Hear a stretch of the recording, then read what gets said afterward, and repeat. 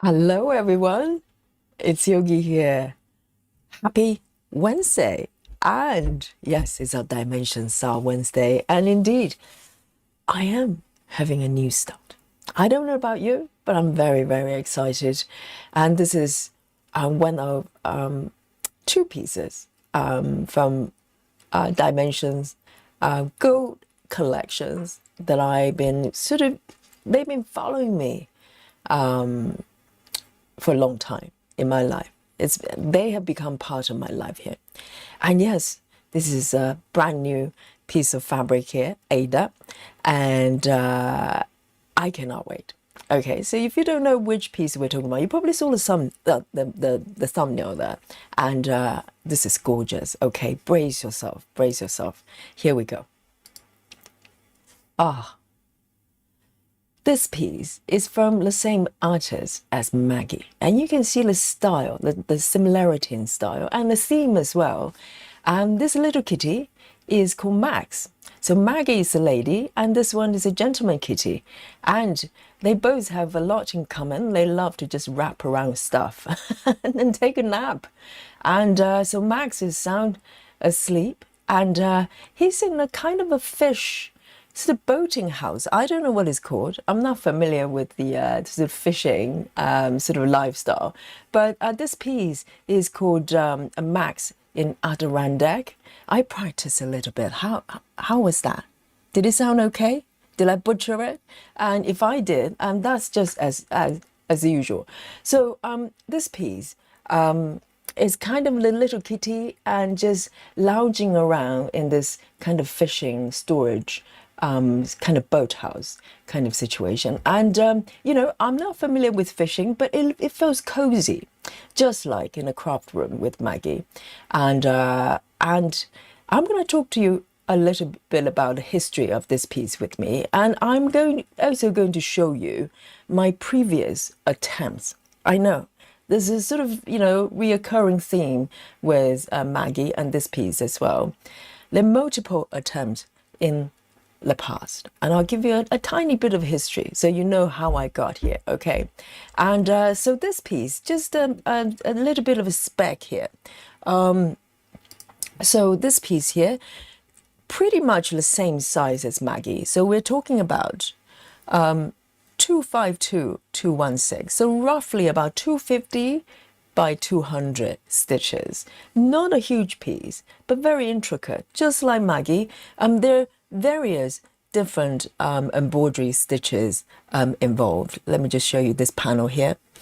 And so there are French knots, back stitch, and long stitch, half stitch, and cross. So I'm not sure whether this one has got, is it crouching or cording, which Maggie has got as well, but pretty much the same category of different embroidery stitches that go on top, and also 10 stitches as well, half stitch.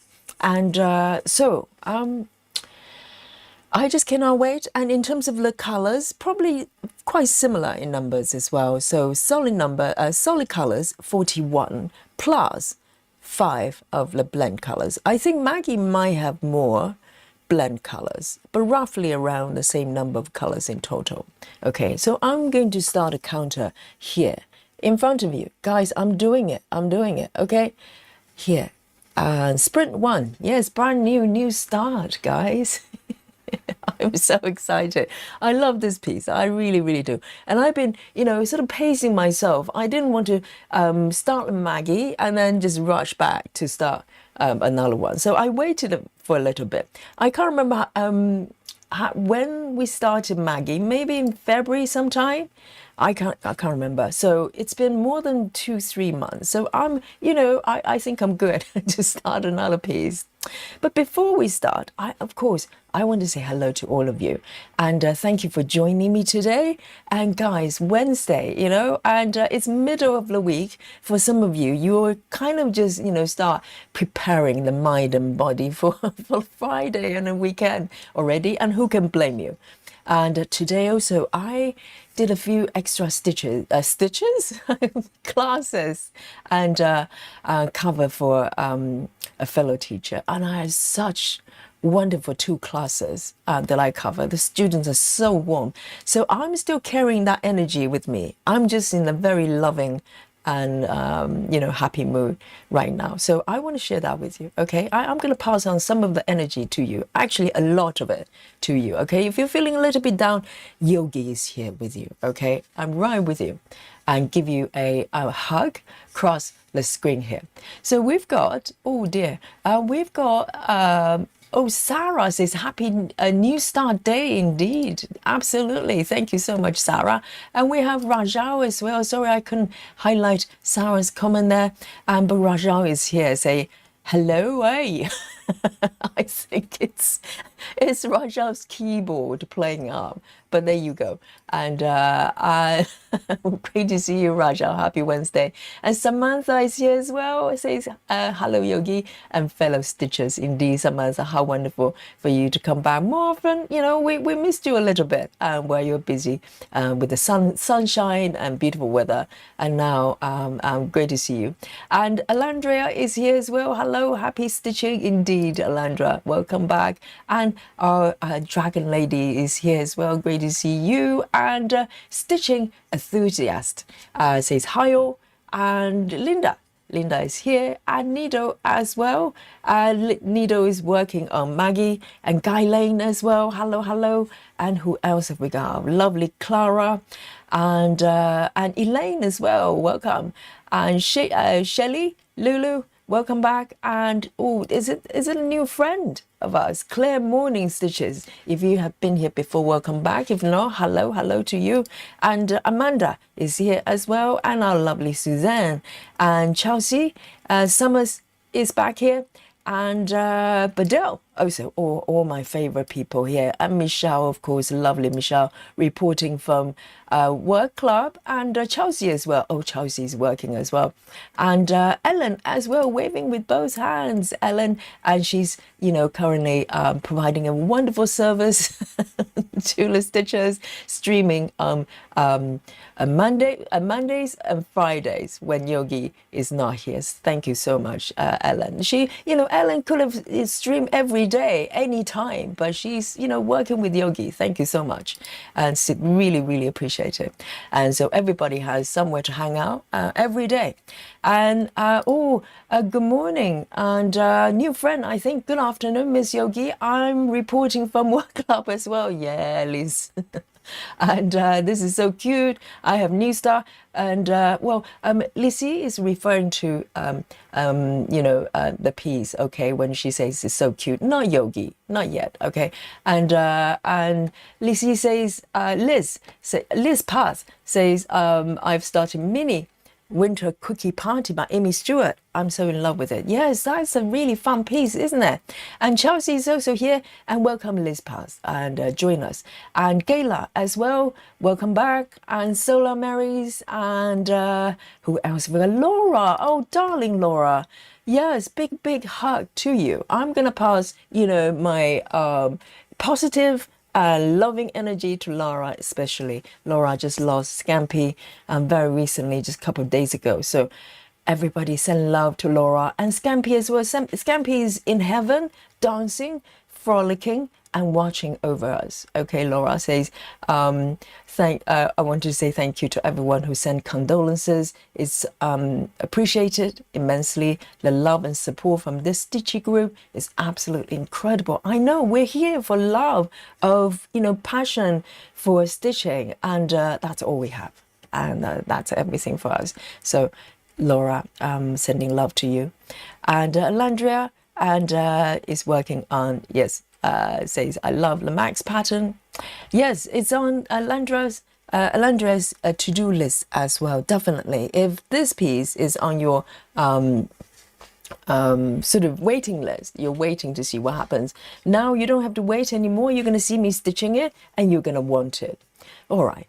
But before we start, or I start, making the first stitch, which I can't wait, I just want to give you a very, very brief history lesson here, okay? I mean, it's great to know how I got here, okay? So I'm going to just move this away for a little bit. I'm going to show you my previous attempts, and I say plural, okay? If you know a little bit of history of me and Maggie, Maggie, this time around, I'm stitching Maggie for the third time, all right?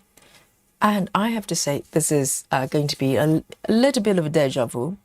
I'm also stitching Max the third time, and I'll show you how I got here. So this is the first attempt, okay? I'm going to just prop this fabric with my organizer so you can see a little bit better, okay? Improvising.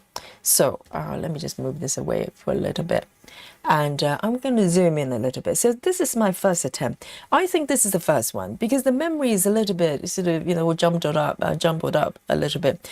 Because this fabric, if you have a look at it, if you have the original kit from Dimensions, you probably recognize this piece of Ada in terms of color. And also it's a lot more stiff than my other Ada that I've got. And I think it's been a little while, so it's softened a little bit. I don't think it's super stiff, but you know, I think this is a regional piece of fabric, and it's all properly kind of, you know, stitched up on the side as well. I wouldn't be so neat, okay? And so this was, for some mysterious reason, my first attempt. You can tell that I had not gone very far, and I do not know why. I stop at this point. I think when I first got this kit was after Maggie. I fell in love with Maggie Lapisse. Stopped stitching that when one of my kitties passed away, because I was stitching the first version of Maggie when my cat, Mr. Pancake, was going through some illness. So I can totally understand what Laura's going through. Whatever pain you're feeling, I think a lot of us in the chat feeling as well, because we have a lot of cat lovers. And, you know, at some point we do go through events like this, and that hurts. There's nothing we can say or do to make you feel better. But I just want you to know that I feel it. I feel it. I feel it. So the reason I stopped stitching the first version of Maggie was because, you know, Mr. Pancake passed away, and I just couldn't look at that piece anymore. So I put it aside, and I came across this piece as well from the same artist without knowing it's from the same artist. Because at that time, I never bothered to check who the artists are with the patterns. I just look at the pattern, I like it, I stitch it, okay? So, so for some reason, when I stitched this piece, I think it was probably about 2000 and I want to say maybe about 2016-ish. That was maybe a couple of years after I stitched Maggie. And I have no idea why I stopped here. So this is a 18 count Ada, and the same spec as what I'm using today. So this is, I think, is original fabric from Dimensions. And I cannot remember when, maybe 2018, when I got Maggie for the second time. I bought Maggie twice. And I found this piece as well for Max. Let me zoom out a little bit. There. Can you see that?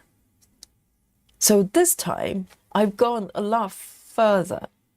And this is the second version, because this fabric was probably not from Dimensions. And also I did a little measurement. This is actually 16 counts.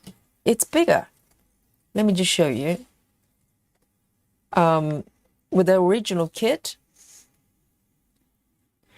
it comes with 18 count fabric. And I think I just decided to find a piece of fabric, the spare one I've got, and just starting the second time. And so I don't believe, with Maggie I bought the kit twice, but this one I don't believe I bought it twice. I think what happened was, because my first version I didn't go very far, so I've got a lot of material left. And so the thread, if you get Dimensions, you get a floss, their own brand floss there. So because I didn't go very far, so I've got the material left. I think what I decided to do was to take the same material and worked on the 16 counts.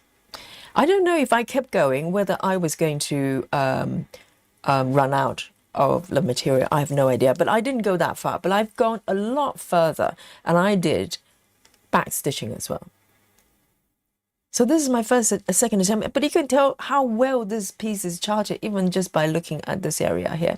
I had not even gone to the kitty's Max's head. There's a little bit of the body here. You can see peeking through, but I have not touched Maggie the head yet.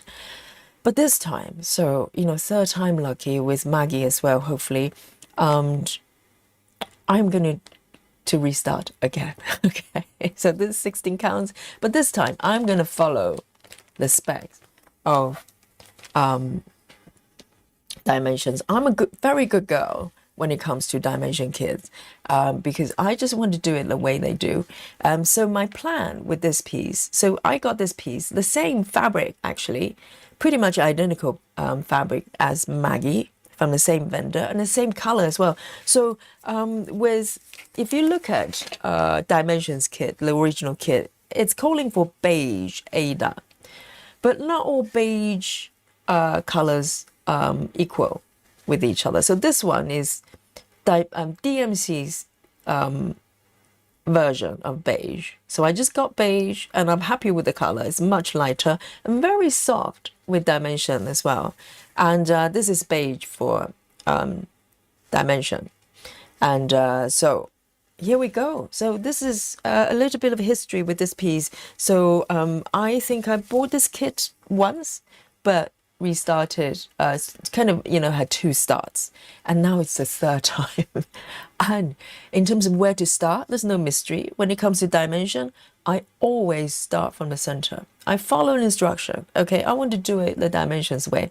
So not only I'm going to start from the center of the piece, and I'll show you roughly where it is on the chart. I'm going to incorporate as many Danish method stitches as possible, which I'm kind of trying to do with Maggie, but I'm not doing as much because sometimes it's just inconvenient to do that. But when I was doing these pieces, I was following the direction quite closely.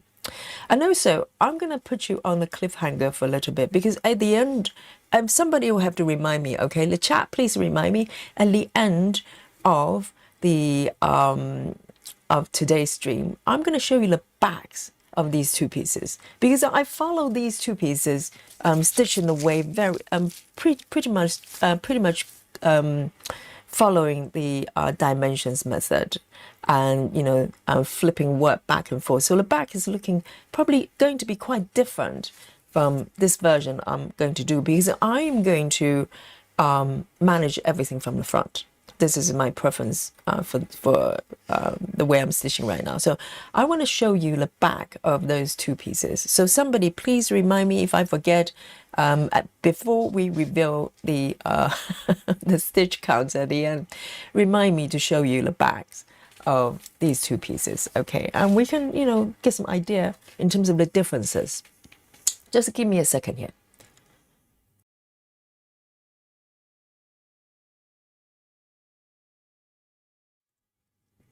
Cool. Just need to take a sip of my coffee here, my throat, because today I'm been teaching quite a lot. So sometimes my throat is playing up a little bit at this time. So I hope that makes sense in terms of why I'm stitching for the third time. I'm one of those people, instead of continuing the previous piece, if it's been a long time, I'd rather new start and create a new chapter for the piece, okay? And I'm really, really excited. And let me know what you're working on today. It's Dimensions Wednesday. So I hope you bring a piece of dimensions pattern to join me.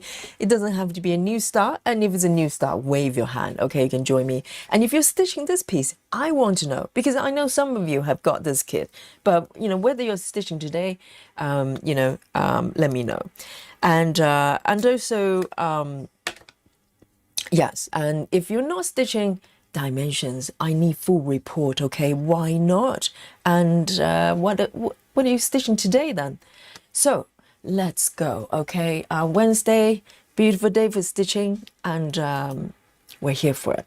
So I'm going to start from the center. Let me show you roughly where it is. So you saw my previous pieces there, so you probably get some idea there. Let me just show you right here. So I've got this line drawn to find a center point, and I'm going to just turn on the markup here. So this is the markup without the back stitching, and a lot of 10 stitches as well. So it looks a little bit different than actual markup, but you can see roughly I'm starting from the space between the lampshade at the bottom left here, and also the hat as well. So I'm going to stitch a little bit of a hat and just go wherever makes sense. I'm starting from the center, and that's what I'm doing. Okay, so no particular plan, and I'm just starting from a center point and see how we go. And in terms of the floss, just like Maggie, I'm doing the DMC double strand, 18 counts, Ada. Let's go. Let me bring on my work mode here.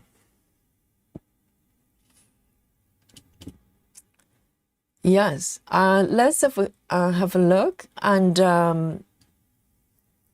oh, Dragon Lady's ordered this kit as well, and Dragon Lady says my kit for Max has not arrived from Ukraine. Oh, you're buying from Ukraine? Why is that? Is that just availability? Because you know these kits from Dimensions, guys. If you want them, if you have patterns you really want, it's probably better if you can find a kit that's kind of reasonable price. You don't want to get ripped off, okay? But probably get them rather than not, because we don't know what the situation with Dimensions is. They may or may not be producing more of their existing catalog. So the chances are they're going to be more rare to find, and also they're going to be more expensive as well. So now is probably a good time. I truly hope Dimensions will come back and be revived by the new owner of the company, or you know, someone that bought their business, and not just let it go, because they have such beautiful catalog of patterns, and they're charted in a different way. They don't do it like this anymore, and I'm serious about that. You know, the modern charting, they tend to focus on cross stitching, which is fine, but you know, such elegant blend of embroidery stitches and cross stitching, you don't get them you know, anywhere else nowadays. So you know, I really appreciate these charts. And I feel really blessed, and now then I'm able to stitch it. And also one more thing I want to mention is that my chart is a PDF version, which I'm able to read through an app, Saga, and all the colors have been converted to DMC colors. So this is why I'm using DMC. And sincere gratitude to Suzanne in the chat, and she provided me both chart for both Maggie and also Max as well. So I'm very happy, very happy. Thank you so much, Suzanne. And so I'm going to start from the center point here and just start to pick the color and that's closest to that area. And guys, I'm starting with 10 stitches. I think that's what it is. I'm starting from 10 stitches from here. This is where the hat is, I think. Let me just turn this on. Yes, indeed. This is where the hat is. And I'm starting with 10 stitches. So I'm going to check the number of strands as well. Oh my goodness. Really? Guys, if you have this chart, can you check for me if you have the original chart? Is this color 310? 4 strands. It says 4 strands on the chart. I probably have a PDF version of the original chart as well, but I cannot find it right now. Because the last time I worked on it, I took a picture of the paper chart and just worked with the digital PDF, like a screenshot of it. But yes, 4 sounds quite a lot. Let me have a look at my previous pieces. It may be the case. It's very thick. Yes, I think maybe 4 strands. Oh my goodness, that's a lot of strands. So we're starting with a bang. 310, not only 310, we're starting with 4 strand. I'll need a cone very soon, guys. Help. I'll need a cone of 310. Right, 4 strands. There you go. Flo says, I guess this is Yogi's version of playing a... Great comment. I love it. Flo says, I guess this is Yogi's version of playing a puzzle multiple times, only in stitches, just buying multiple kits. I think you're getting somewhere with that. You know, with some stitches, when you have a piece that you have not stitched for a long time, some stitches are very happy to just take it out and continue to stitch it, right? And I think for me, if it's not too long ago, let's say just a few months, I don't mind that. Definitely, I'll continue. But if it's over a few years, I'd rather have a new start. I'm just that kind of person. Either I don't touch it anymore, or I want to restart. I want to build a new chapter for it. And maybe that's why yesterday we were talking about jigsaw puzzle and how I approach my jigsaw puzzles. Okay, and you have to go and watch that stream yesterday. And but yes, I think you're getting somewhere there. And yes. And Dragon Lady says, I'll be stitching on European Bistro for today's dimensions. Yes, I've got that kit as well. I still have the chart. The paper chart that I've got still looks brand new, but I no longer have the material. I think I just merged the dimensions thread with all the other bits. I don't know why I did that, but I have the chart. I can still do it at some point. I love that piece as well. 4 strand is quite tricky to thread. I might need a threader to help with this. Oh, it's okay. Yes, it's fine. Wow, we're starting with a bang here. Where should I start them? Let's have a look. Let's start. Let's be safe and not to try to count away. So I'm going to manage all my starting and ending from the front. Okay, so that's going to be probably the biggest difference between this version and previous one. And on top of that, I'm stitching with a digital chart as well. Suzanne says, I'm working on Napping Kitten tonight. Oh, yes, Napping Kitten is great. And I'm busy mom, working from reporting from work club. And Alandria's, I mean, my stitching has dimensions. I don't know. Oh yes, I forgot to mention the artist's name. Oh, how could I? So rude.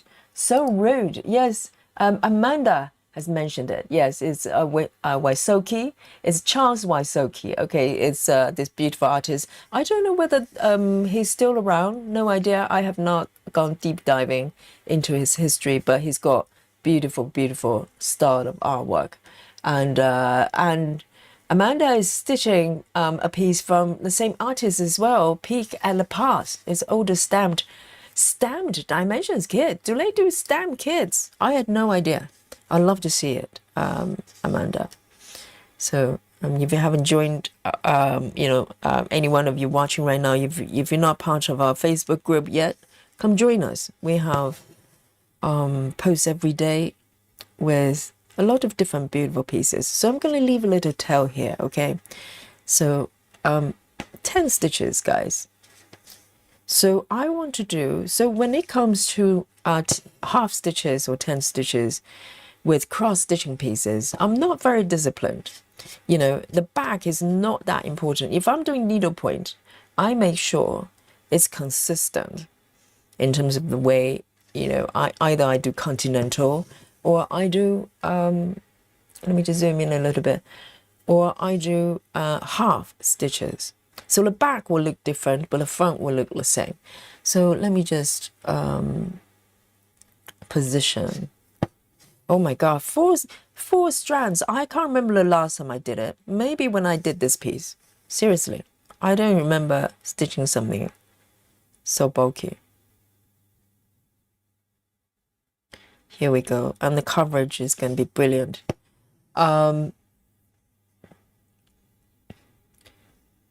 Wow. So Dragon Lady's got this kit from Ukraine, is it? And you have to pay custom. Yes, right. So that's possible.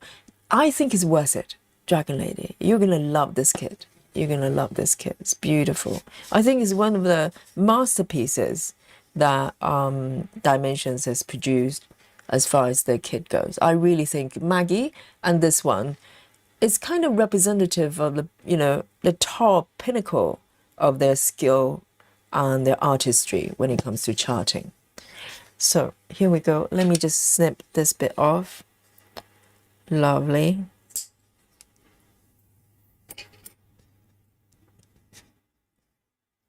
And I'm going to count very carefully, okay? No frogging, hopefully.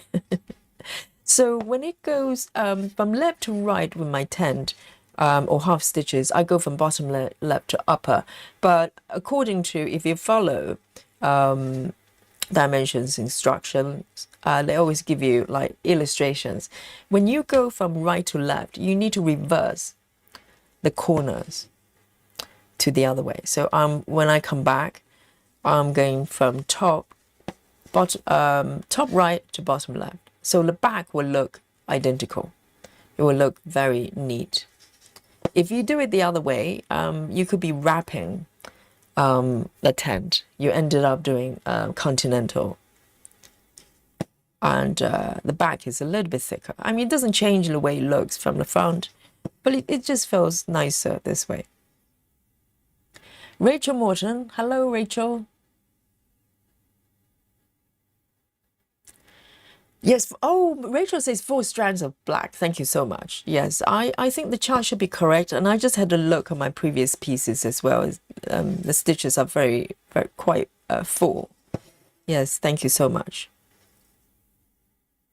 Walkaway says, just pop in to say hi before I run out the door to my dentist appointment. Walk away. Didn't you go yesterday? Do you have to go back again? Oh dear, it's like daily visit. So you and your dentist are going to be besties. Oh dear. Maybe you can, share a little bit of your stitching passion with your dentist. Oh, talking about dentist. Did you hear about this case? I think it just happened a few days ago. Here was this guy, went to the dentist, his local dentist, to get denture fitted. And he went back and forth. He just wasn't happy with his denture, okay? This is not a very old guy. I think he's in the late 50s, maybe 58 or 59. But he needed denture for some reason. Oh, yes, and I have not gridded. I just noticed I have not gridded this piece. I marked the center, but I have not gridded. So let me just quickly do that. And so this guy went to the dentist, not happy with the denture. He went back, probably gave the dentist a little bit of a hard time. So the dentist, the clinic, they kind of got a little bit fed up with him and go, okay, we'll give you refund, okay? But we cannot treat you anymore. So he was basically dismissed as a patient or a client. And they agreed to give him refund. But this guy just wasn't happy. He wasn't happy. He goes, no, I don't want you to give me refund or, send me away. I want you to fix my denture. I think they're 2 sets or something like that. And he was just really, really mad. And so the dentist, they're trying to send him out and try to prevent him from coming back. Lo and behold, they didn't know he was carrying a firearm. He had a pistol or something like that, and he just took it out and shot both dentists. I don't know which one, both of them treating him or just they happened to be there, and both of them died. Bizarre. It's like a dentist rage, okay? Walk away and take a deep breath. It's okay. Relax. It's okay. They're going to fix it, whatever it is. So it's a bizarre case. You know, when people are losing it, they can lose it over anything. Let me just count carefully. 1, 2, 3, 4, 5, 6, 7, 8, 9, 10. If I'm counting wrong, scream the chat, please. Let me know, okay? Let me hear. When I hear a scream, I know something's gone off. Here we go. I'm going to just squirt a few here. I don't need that many for now. Chelsea says, what fabric count is it again? It's 18. I'm following the kit. 1, 2, 3, 4, 5, 6, 7, 8, 9, 10. I'm trying not to blink. If I get distracted, I have to count again. It's quite remarkable. As a yoga teacher, I'm very comfortable counting to 5. Up to 5 breaths. 1, inhale, exhale. You know, I can do that. But count to 10 is actually quite tricky. You cannot blink. Okay, that's the trick. 1, 2. Oh, what? What? Already? What's up? Have I done something wrong already? What is it? Someone's raising alarm bell. Yes, Scantus, yes, a new start, but also a new fire alarm. Have I counted it wrong already? Let me count again. Is it this one? Hang on. 1, 2, 3, 4, 5, 6, 7, 8, 9, 10. Yeah, it's 10. What's up? Who's raising an alarm bell? Show yourself. What's happening? I have not done anything wrong at this point. That's correct. 1, 2, 3, 4. 1, 2, 3, 4, 5, 6. And they're both 10, right? What, Sarah? What is happening? Help! Let me count again. Oh, have I counted? Is this 11? Is it? Let me count again. 1, 2, 3, 4, 5, 6, 7, 8, 9, 10. 10. Oh, Landra says you've started at the center line, but not a grid line. Oh. Yes. I know what you mean now. Yes. Oh, you know, I did this last time, didn't I? I think I did this on another start. You're quite right. How do I fix this? Should I? No, I'm not going to redraw. Do you think I should redraw the lines? Will that be easier? Or frog? Or reverse stitching. You're quite right. I'm looking at a red line. That's a center line. Seriously. Oh dear. Do you think it's better to erase the line and draw accordingly? Or do you think it's better to reverse stitch? Guys, can you vote? Oh, first I knew it. It was just too easy. I think the starting point was just, you know, it just went a little bit too smoothly. I was counting everything. It's all good. Should I just frog it? Frog. Oh, busy mom says frog. No, we're not frogging. We're reverse stitching, busy mom. Let's be precise with the wording, okay? All right, then there's 10 stitches, so it's quite easy. Reverse and not meddle the line. Okay, everybody say reverse. And frog, put the frogs away. Bring on fudgy, okay? Bring on fudgy. It's a reverse stitching situation. All right. I've got it. Where was I? I was on this side, actually. I was just... Oh, it was just going too smoothly. I was in the back of my mind. Something's about to go wrong. It normally does. And Suzanne says, I already just reverse stitch while I stitch. Oh, yes, I'm going to join Suzanne, okay? Yes, we're going to have a bonding experience with the reverse stitching. And yes, I know. I'm just looking at the center line there. Oh, naughty me. Because I drew a line. I think I did this precisely identical situation, maybe with Gecko Rouge as well when I restarted. I remember. Because I was trying to find a center point, and that's when things kind of went a little bit weird. It's okay, great things. This start doesn't count, okay? I'm not doing the fourth start of this piece. This is just, a tiny gentle spot of reverse stitching here, all right? No biggie, no biggie. It's just good stuff. Really wholesome, heartwarming reverse stitching. Oh, this bit is a little bit stubborn. Why is it doing that? So I think it's so secure. It's got caught at the back. Let me just cut it off. It's all good. It's all good. It's a heartwarming, wholesome reverse stitching. All right. And I did this deliberately, of course, just to show you what could happen, okay? Oh, you have no idea the work and preparation I put into our streams every day. You think I'm just sitting here eating chocolate? No. This is all part of the plan, okay? And I was trying to see if anybody noticed. And you did. Oh, chat, I'm so proud of you. Okay, I'm going to cover it anyway. It should be okay.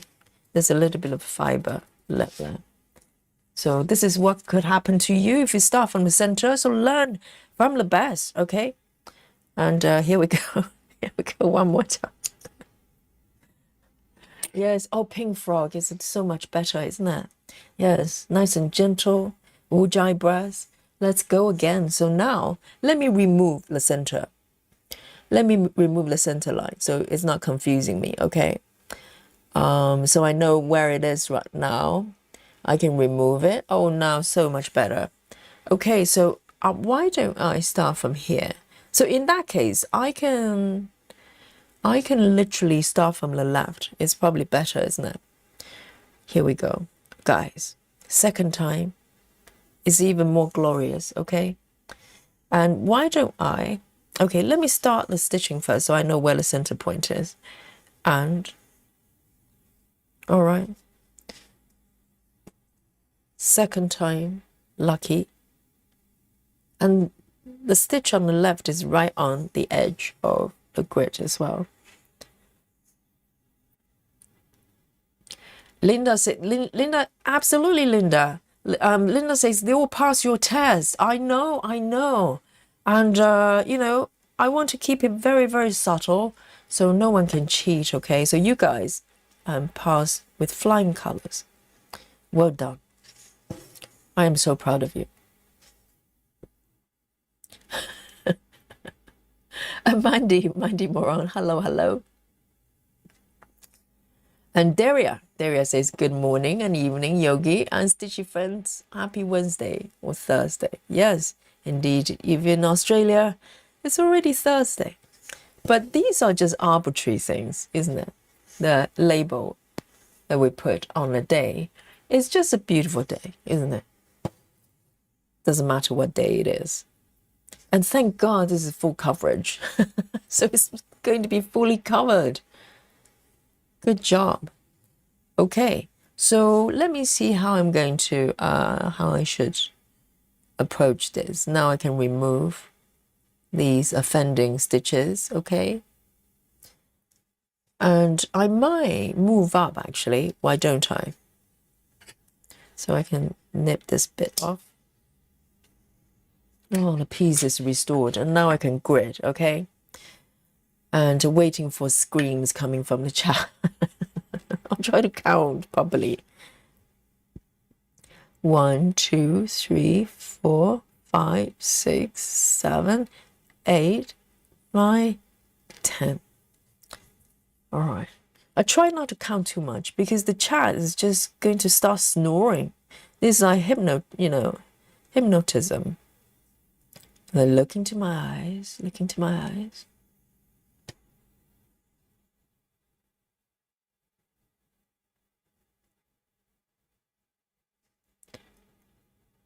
So I don't think I need 5 by 5. 10 by 10 will be sufficient. And I'm going to count to the left as well, because I'm moving to the left as well.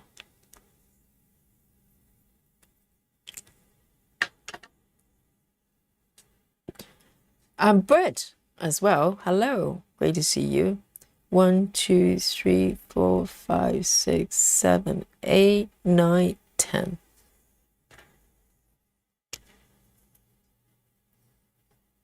And Diana's working on the parrot tulips. It's a beautiful piece. I think it's from Dimension, right?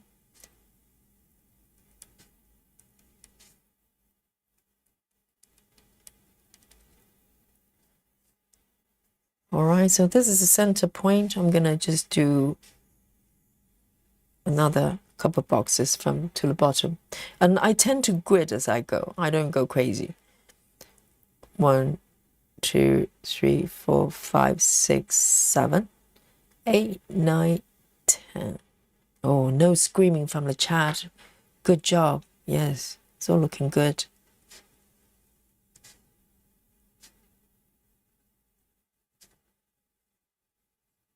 And you can tell I cannot draw a straight line, so I tend to do a little bit at a time to kind of sketch my way to a straight line.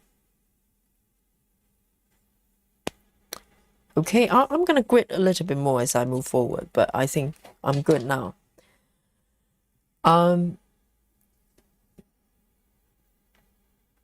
Chelsea says, I'm currently working on Dimensions Bayside Cottage. I'm at 80%. I know, Chelsea's gone really, really far with that piece.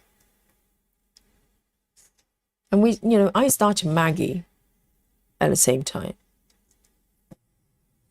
Let's see what happens.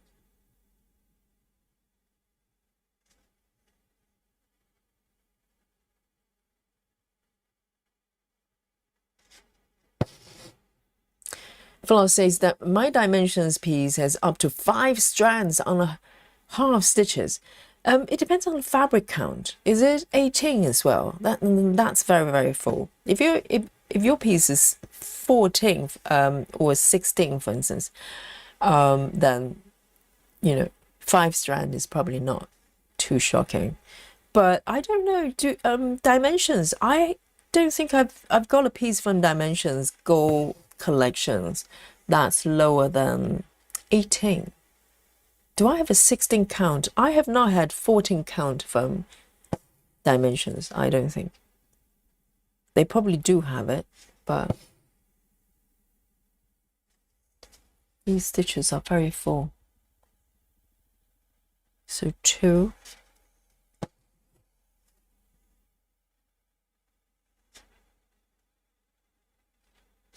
And I'll have to be quite careful with carrying this thread down too far, because it's going to build a lot of bulk from underneath. So 1, 2, 3, 4.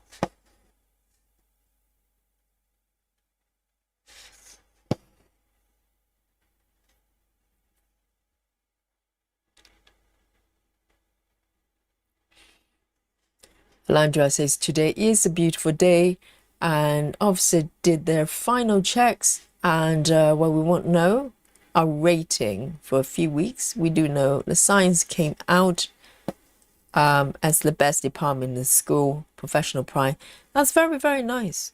Absolutely. And well done.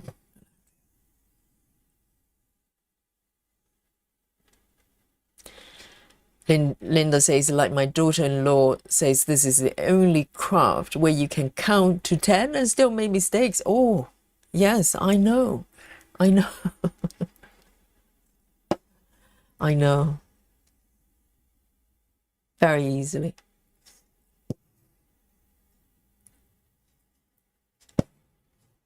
So I'm going to just do all of 310. And by the way, this is 310, okay? Spooky bingo, everyone. And wow, it feels very different stitching with 4 strands.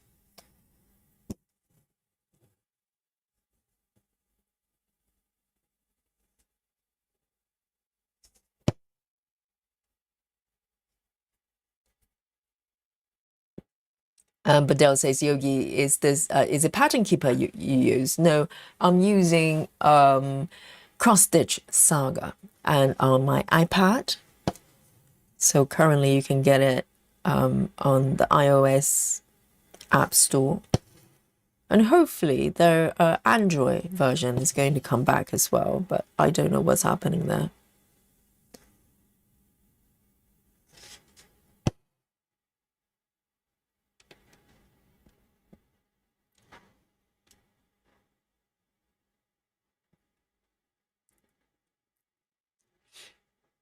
Flaw says, I think it's 14 counts. It's gold collection.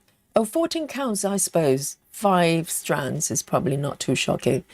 Flaw says, I love it. I hope Dimensions keeps producing more. I know.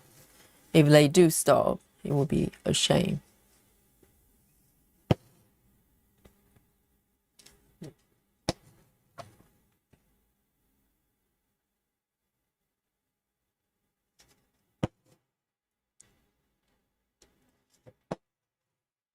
Okay, and one more.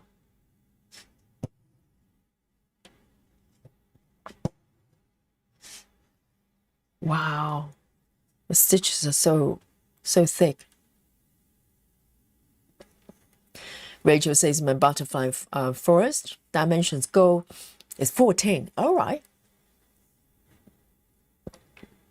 Yeah, for some reason the pieces I've got from them, the patterns I got from them, they're all probably around. I'm not even sure if they're even 16 counts. I think majority of them are 18.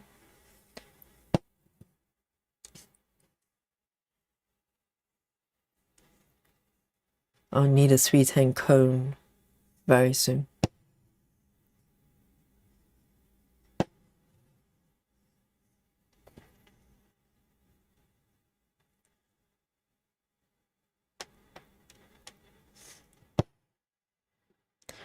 Rachel says, I have to say, Yogi, that lamp so far is my favorite, as well as the fish beside the cats, of course. I know. I mean, normally I like to stitch kind of cozy, craft room type, but all the objects in this image, they look really cozy as well, even though I know nothing about fishing.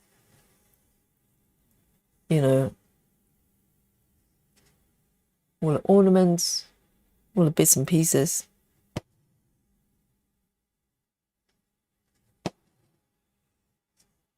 Now, I'd love to see if this artist has got more patterns out there. I don't know how it works. I think Frederick the cat is also by the same artist. So I think his artwork is revolving around cats a lot.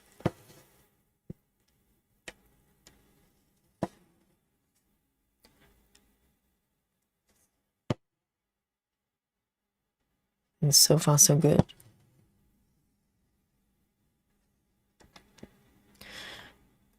And the stitches are quite, some stitches like these ones, they're quite full. So I think for 14, the second attempt I did on the 16 counts, I think they just become a little bit too big. I don't know. I think this piece requires needs to be a little bit more high def than 16. So I think 18 is just perfect. 1, 2, 3.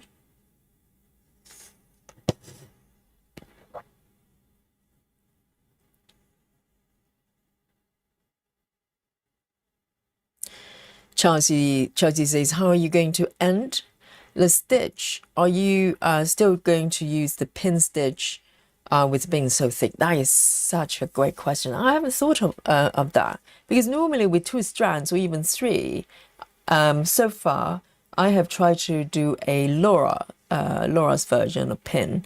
I can try it, see if it's gonna break it.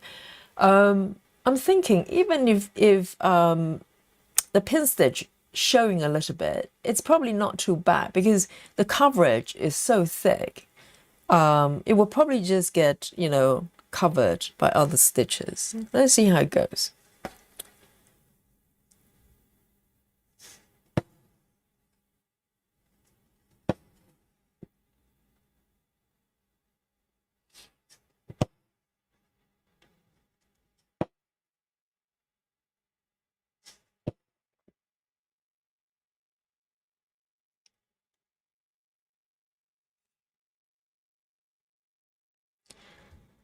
Ah, I see. Okay. Rachel says I have to do a waist thread on the thicker strands of dimensions. That's an option as well. I mean, technically it can be done, but sometimes when you do a waist thread, you basically pull it out away from where you are a few stitches and hope, the thread underneath that you carry to the second location will get stitched down as you stitch the full piece. But I'll see if the pin ending works, or half pin rather. If not, I might do a waist ending.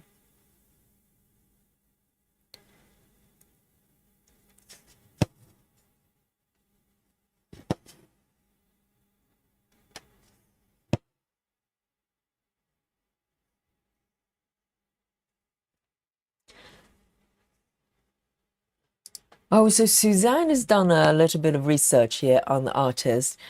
Suzanne, thank you so much. Suzanne says Charles Wysocki Jr. was born in Detroit. Oh, he's American then, because the name is kind of slightly Russian or Eastern European. So was born in Detroit in 1928 and died in California in 2002. So only a few years after these patterns came out, really.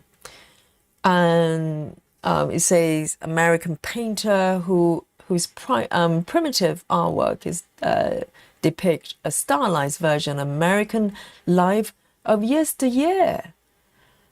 Interesting. I'm not getting the impression of it being very American. I was almost thinking maybe Russian or something like that. It was just in my head because the style is very kind of, I don't know. So he was a painter.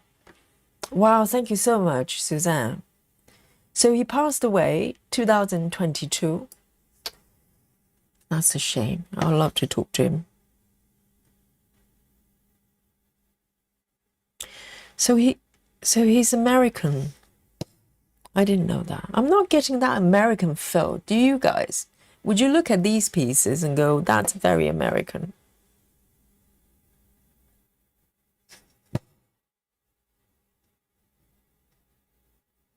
But I think in terms of location, this is America, isn't it? Adirondacks. I don't know how to say it properly. So I think the location is America. So maybe there's something to it.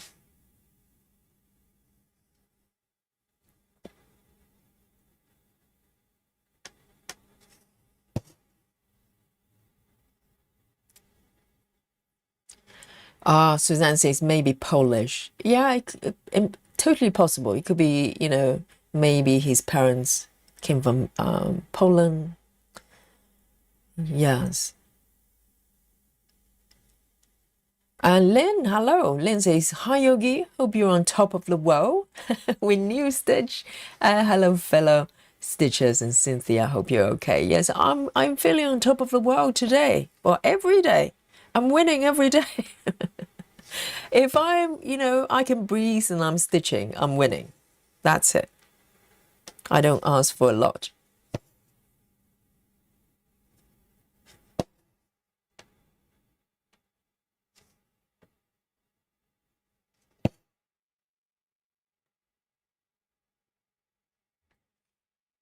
And Lynn, what are you stitching today then? Amanda says, the artist has also had a bunch of kits based on olden times with horses and carriages and houses and things. Really, I'd love to see them. So when you say kids, they're it's cross stitch kids. And by whom? Is it from Dimensions? I'd love to look them up. Because these pieces are just so rich and just so beautiful. You know, for years, you know, it wasn't until maybe last year when I started, you know, stitching with you. And I kind of got into the habit of looking up artists, because prior to that, to be honest, all the stitching patterns, I just see them as stitching patterns. I never thought about maybe this is based on a piece of artwork or something. It's quite, you know, it's a very different sort of, you know, situation now. So I've ended the last stitch in this surrounding area. So I'm going to end it. Okay, so my last stitch is around here. Let me show you what happens when I attempt to do a pin with this one. So I am going to just move away slightly and pick a stitch. So I end it here, but I think I'm going to do my pin over here. So there's a little bit of a thread carry over. So if it ever pops out, at least it will get, you know, have a fair chance of being stitched down with this thread carrying. So I'm coming up here in the bottom left. And so with the Laura style of half pin is basically come up one of the corners with tent and then insert the needle through the middle somewhere, hopefully. This is kind of a tuck-in version for 10 stitches. So I'm going to just push my needle down. And you can see what happens with this bit. See if it sticks out too much. Okay, we'll find out. What do you think, guys? I think I would not know the difference. And particularly if the next stitch being stitched down, literally you will cover up whatever it is. I think it's workable. I prefer this than maybe waist thread, because you know, you can end up with a lot of waist ending everywhere. So I'm going to stick with this one and see how it goes. I can always change methods. There, the first bit done. Yay! Round of applause. And Suzanne says his father was born in Poland. That makes sense. So he immigrated. Maybe the father was American immigrants back in those days, and he was born there. How nice! And what a beautiful style, his artwork. Love it. And Suzanne says it looks like he made a huge fortune as an artist. Oh, that's rare, because artists normally starve until they die. But I think the fact that his artwork was being chartered by, you know, companies like Dimensions while he was still alive probably means he was quite successful when he was alive. And we have a new friend, I think. Let's have a look. And welcome, Cozy Stitch with Lani. Says, hi Yogi, I'm so glad to be able to join in live. And me too, you can join us. Hello Cozy, and welcome to Cozy, everyone. Have a sip of my coffee here.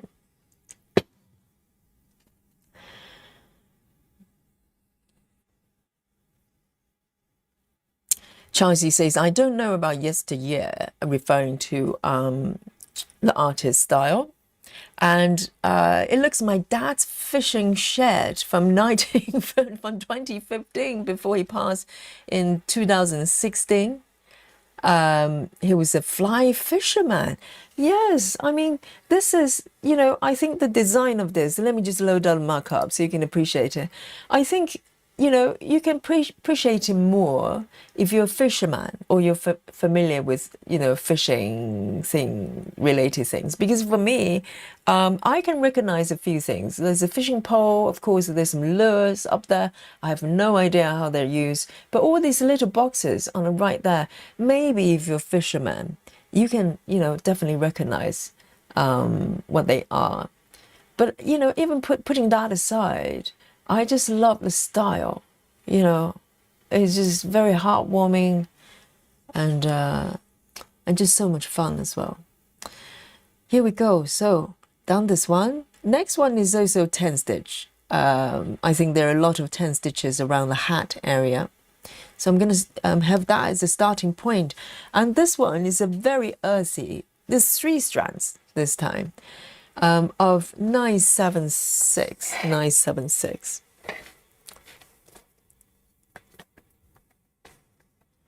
You know, but this is the beauty, you know, the wonderful thing of our work. The artist has passed on, but we're here, you know, gagging and just enjoying and appreciate the artwork. Probably being celebrated every day. And that's his legacy.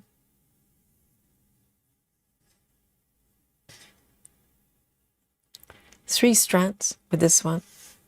And also the colors, and if you compare side by side, the colors, because Dimensions, they have their own brand threads, and also, you know, different colors, I suppose, if they're matching DMC at all, I don't know. So the DMC chart is being, well, this chart is charted with DMC. I'm probably picking very similar colors to the original. So it would be interesting to compare this piece with the previous one, which I use Dimensions' own brand threads, and see what the difference is. Because even with the Maggie, I can see some differences already. And it will be interesting to see how it works out for the entire piece. So I'm going to start from here. Let me have a look. I think it's easier. So with this location, if you look at my chart here, it starts with single stitch and then 2 stitches at, you know, below, going down. And it's a lot easier with 10 to stitch, to start with multiple stitches, because I can literally just do normal 10 stitches and wrap the thread from underneath. So I'm going to skip the first stitch there and start from the 2 stitches from the second row here. Anchor the threads, and I'll go back to do the stitch on top. It's just a bit more secure, I think.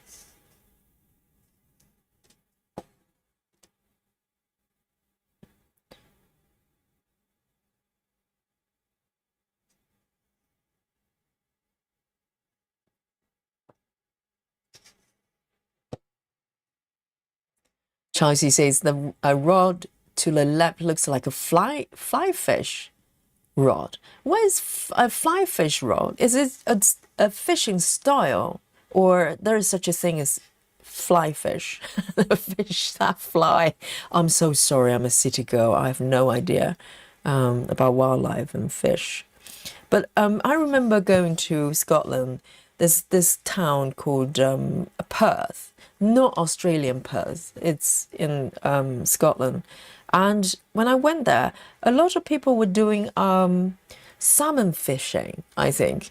And I don't know whether there's similar things to fly fishing, but they will literally throw the fishing rod forward with the string or whatever it is. And because I think salmons, they tend to swim upwards or something like that. I can't remember. Maybe it is.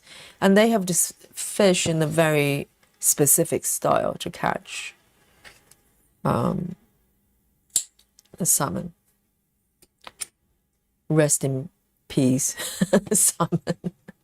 The poor thing, just minding their own business. Go, la, la, la, la, la. Let me go out, do some shopping. And lo and behold, they got caught.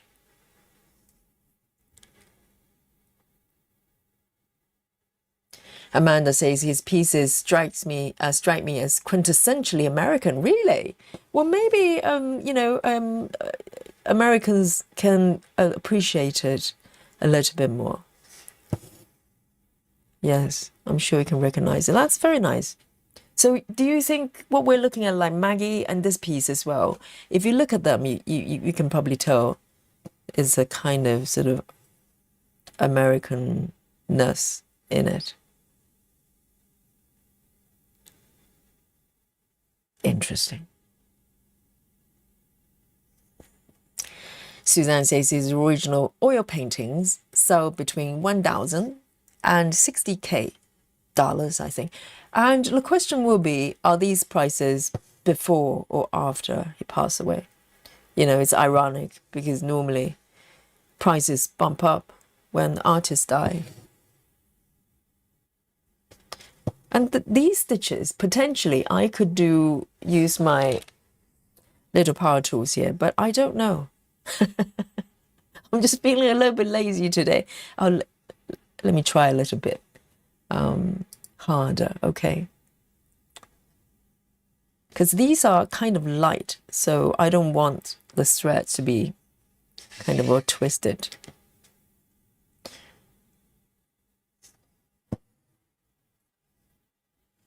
So I'm going to bring out my power tool.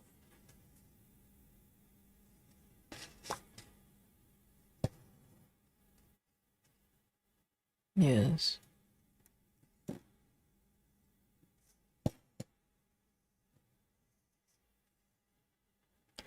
Nido says Wysocki does a lot of scenes of landscape with houses, people, cars. I have made many of these puzzles. So is he one of the sort of, household names or people that actually know? Was he quite well known? Like, for instance, if you do puzzle pieces.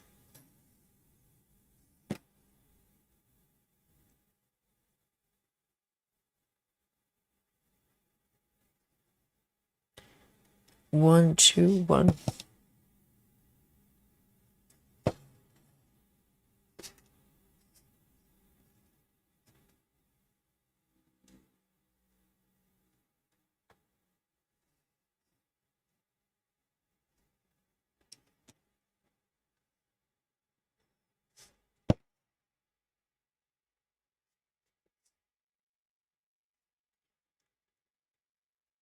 Oh, you're kidding.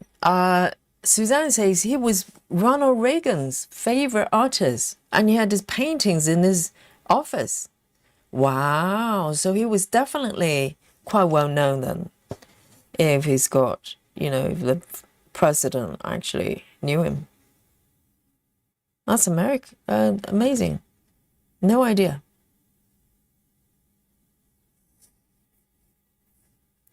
Right, so he probably has a lot of a different branch of work that's super American, because these ones, yes, other than the title of the piece that is situated in America, other than that, I probably wouldn't particularly think it's super American, but it's coming from someone who's not American, so my reading might be very different.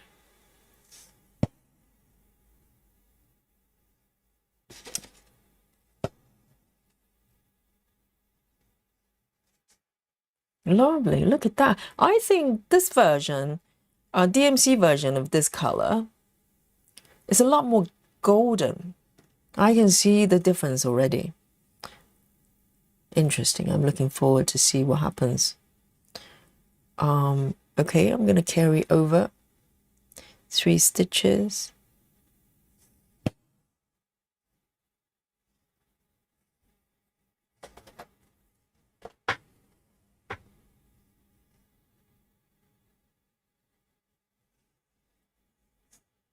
Amanda says this yesteryear stuff is American primitive style for the most part. A lot of artists, they have kind of different styles of work. For instance, Ciro Marchetti, I think is very drastic. His work for tarot cards, for instance, it's totally unrecognizable if you only knew him through the pieces I'm stitching, like Sleep Time or the old craft room, etc. Maybe they were created at different times, but literally the styles, the approach, and the themes were so different. And I would not have known they're from the same artist at all. And I think perhaps every artist probably have those different dimensions, no pun intended. And Amy Stewart as well, if you think about it, maybe at different stages of her creative Korea, they just evolve into different styles. Because if you look at Traveling Library, comparing that to Candy Shop, you probably wouldn't have known they're from the same artist.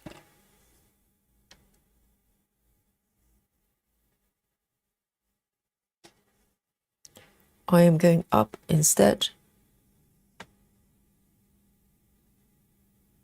Or should I stay down here? Let me see where it flows. Okay, I'm going to move down.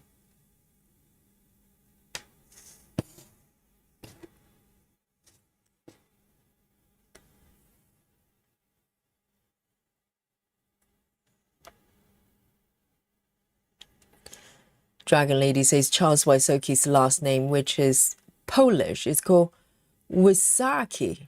Oh, really? Wysocki. Yes.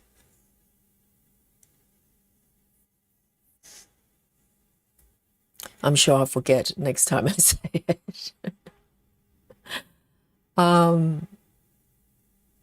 Dragon Lady says he was also an author of yesteryear stories and books. Oh, really? So it's kind of capturing the life in America for a certain period.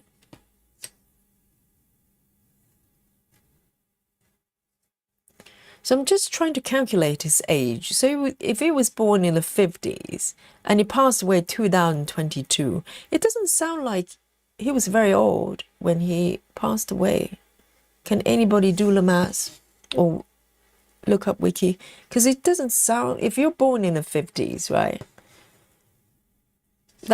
He was barely 60 when he died. That would be very, very young.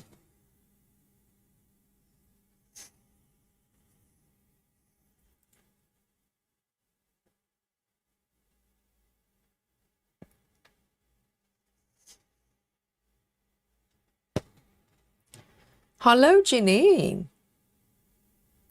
Janine says, hello, waving little hand. Yes, I know, Janine. Today I'm stitching, Janine. Max in the Adirondacks. How am I doing, Janine? Alandria says, 415 stitches done and off to bed. Yes, have a lovely evening, Alandria. Well done.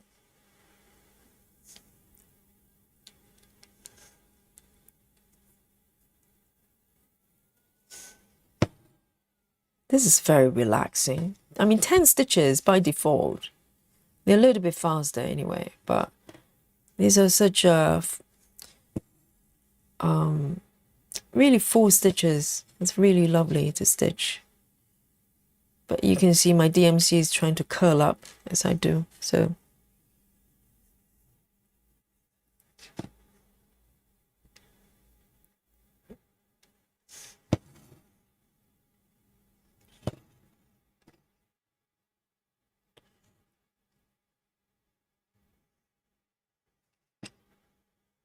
This color is so shiny.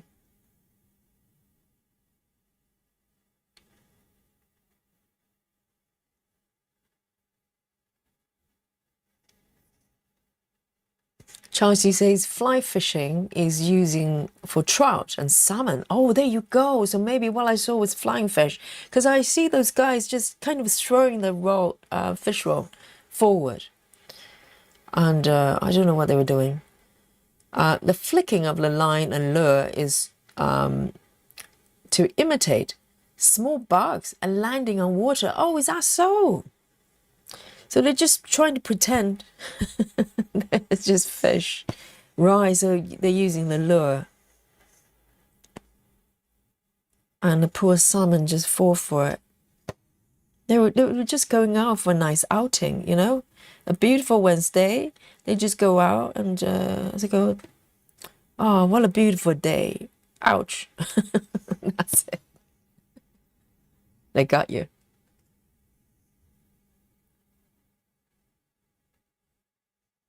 Right, so his artwork was actually quite popular.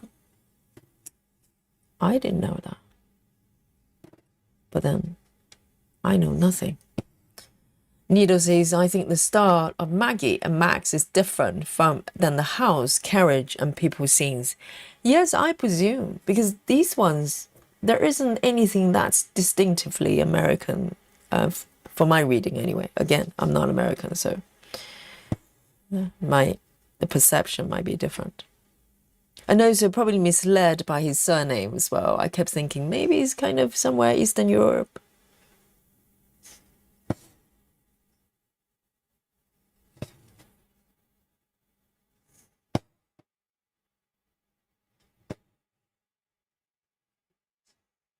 There. Should I move it up? I could, I presume. 1, 2, 3. 1, 2, 3. I try not to try not to flow stitches too far away, but within reason. I think this should be okay. 1, 2, 3, 4. And there are 4 stitches about 1, 2, 3, 4. Yes.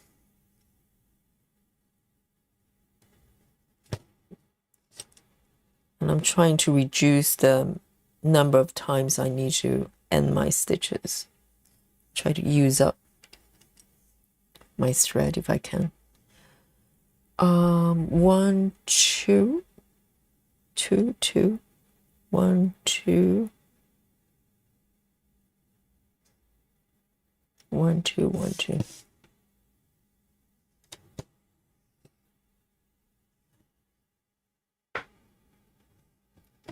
Janine says, did you start in the middle?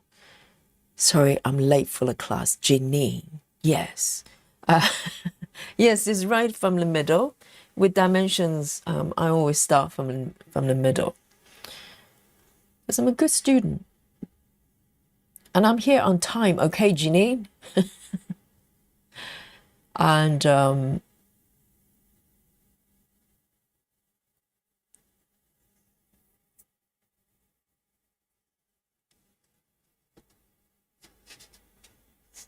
okay, so from here, I'm going to move the stitches to this direction.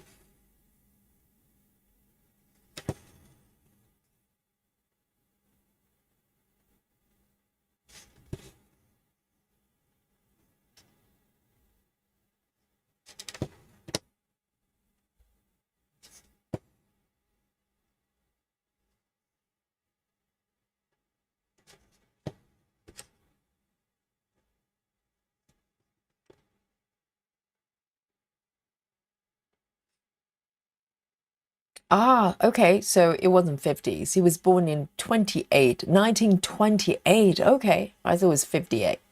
Then he was probably of a certain age when he passed away. Okay, 70s. Oh, that's good. Good to know. Good to know. Yes. But people from that generation, well, it wasn't that long ago. 2022. Yes. That wasn't too bad.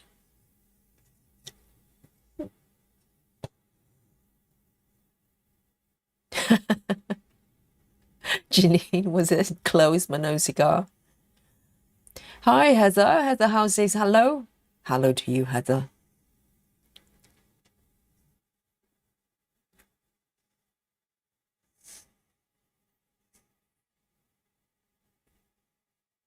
So it's Wysocki. Oh, it's getting harder and harder.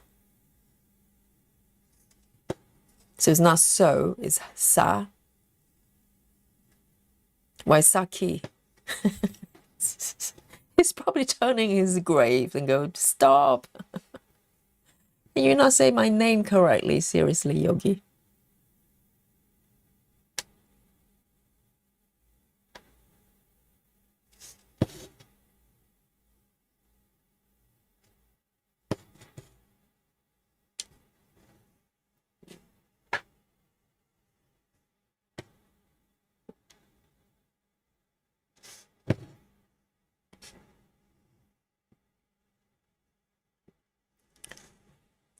Heather says Adirondack. Like A is pronounced like apple. Ada. Is Adirondack. Not rather than Ida. Ada. Adirondack. Better? No?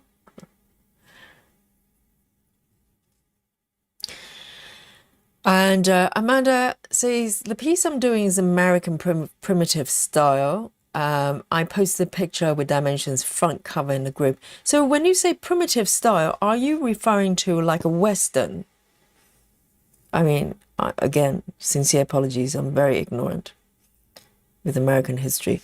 But when you say primitive, are we talking about the Western period?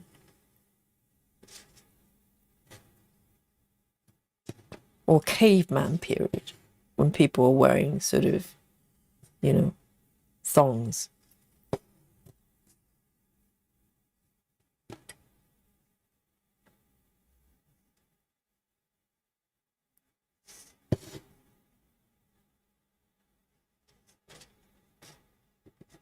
And also with this piece, I'll be doing back stitching as I move forward.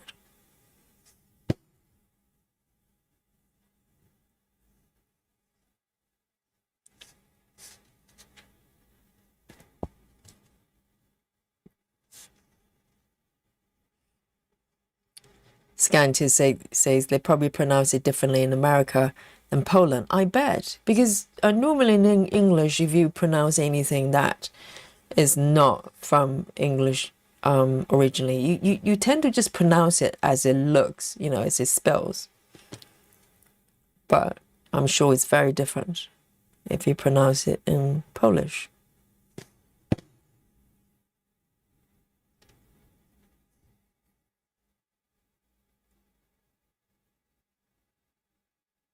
Amanda says Wysocki is what a name is pronounced in my area.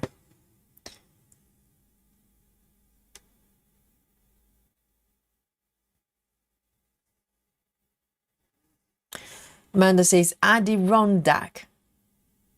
As in Adidas. Adirondack. And do you pronounce the S? Because on the title is it Adirondacks? So it's like a range of mountain or something like that.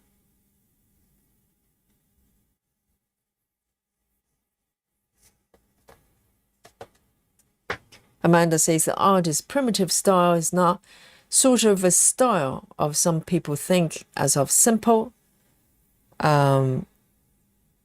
It's popularly used with scenes of the 19th centuries, but can be modern life too. So it's a specific style. It's not so much about the theme. 1, 2, 3, 4.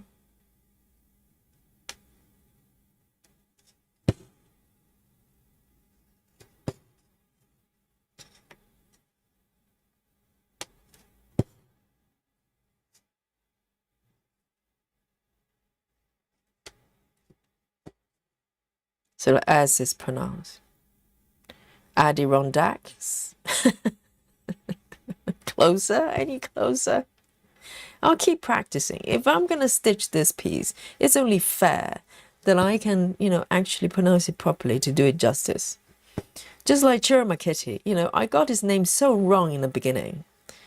I'm surprised he didn't write me a complaint letter.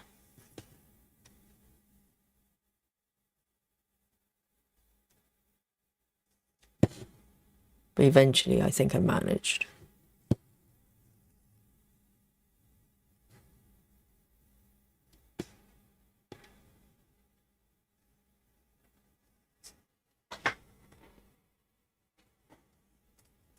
Am I closer? Oh, good.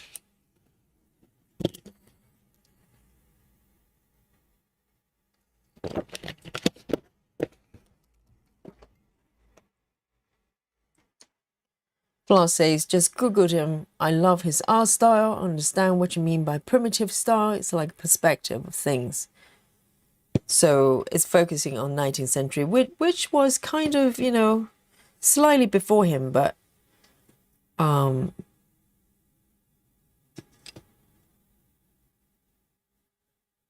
that's kind of his focus.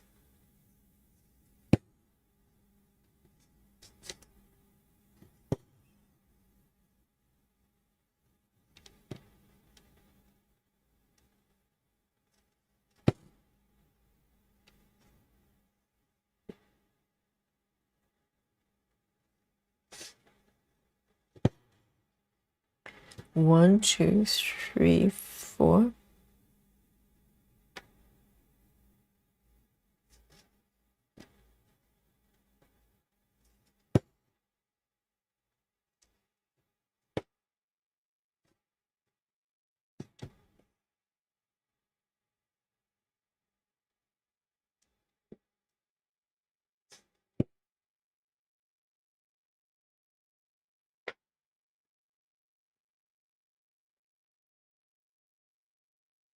Ah, when you say perspective, not the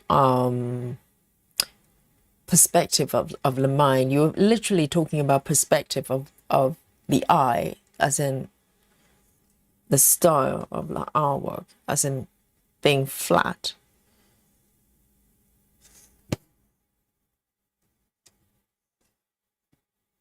Interesting. So it's an art style.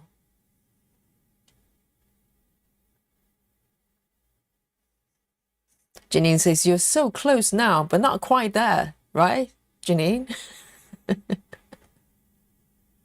Adirondacks? No?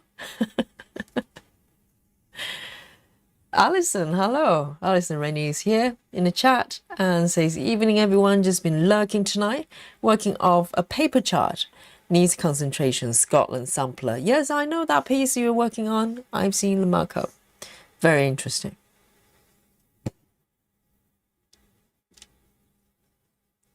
And so this one goes all the way to the left.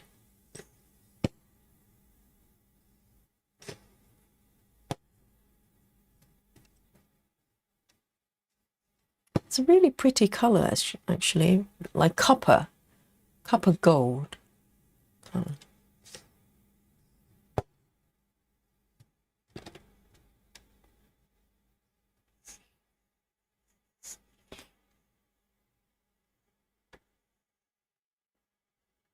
Oh, you're talking about artist name, Wysocki, Wasabi. Oh dear, I just messed it up there. Yes. Amanda says, primitive is actually very popular cross stitch style in the United States as well. Interesting. If I see it, I probably recognize the style, but I'm not sure if I have any special knowledge about it. Should I keep going to the left? No, I should come back.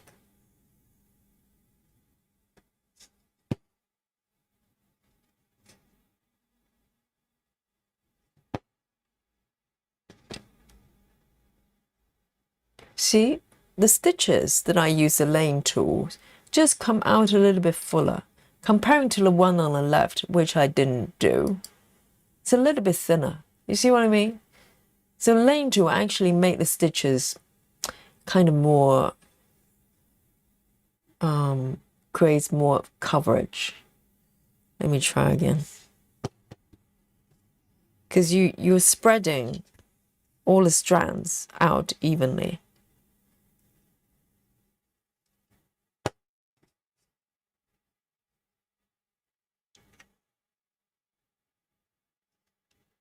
See, they kind of look a little bit fuller than that one, for instance, when you don't use the laying tool.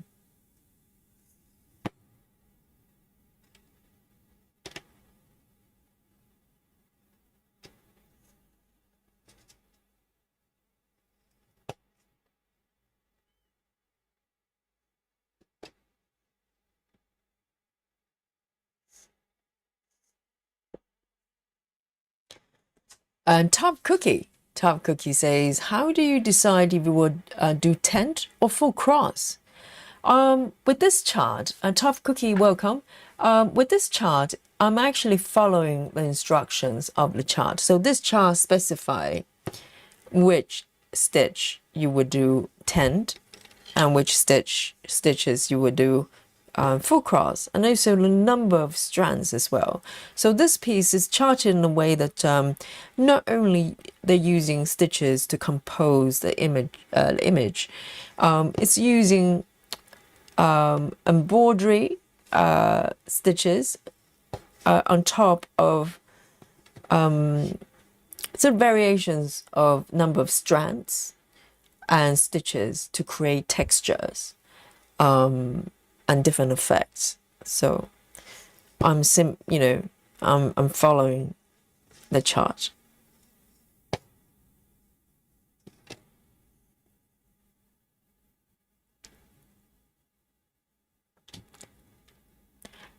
Jenny says, that's looking like a bumblebee. Yes, a little bit. If you didn't know what I'm stitching, you might think it's a bumblebee.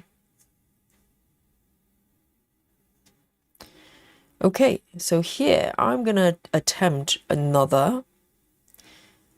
I'm going to attempt another pin ending. But I can't really find a decent location to do that. Because what I want to do, I end it in this stitch. Okay, this stitch. And I want to be able to take my thread slightly away. So I have that sort of safety of the thread running underneath. So what I'm going to do, let me try this. Because we're on 18 counts, we have a little bit of space to play with here. Let me attempt to do a regular pin stitch. Because 3 strands, yes, it's quite full, but I might be able to cover it. Or maybe not. No, I'm not sure. Maybe that's not a good idea. I was thinking about maybe do a standard pin away, but no, it's okay. I will just come over a couple of stitches away and come out and see how it goes. I want to do a pin within the same color, just in case it shows. I'm going to just insert my needle in and hope for the best. There you go. There's a little bit underneath you can see, but to be honest, when you zoom out a little bit, you won't know. Beautiful. Bumblebee. Yes.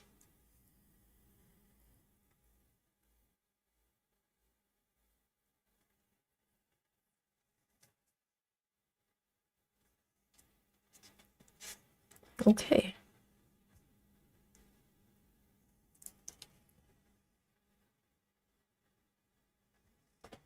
Next one, I'm going to pick these stitches here. Let's have a look.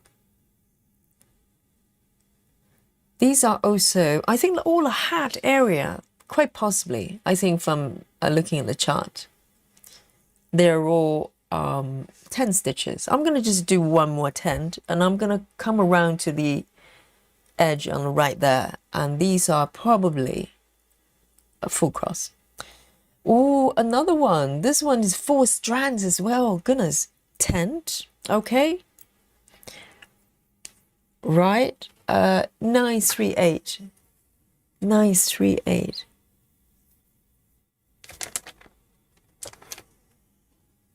Four strand.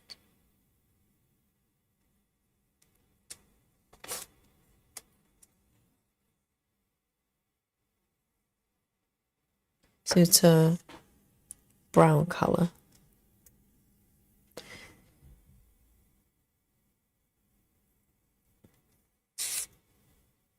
But the coverage is going to be excellent. 3. Because I was kind of thinking whether I should maybe stitch this piece with CXC. But then I go, well, you know, if I'm stitching Maggie with DMC, I want this piece to kind of match as well.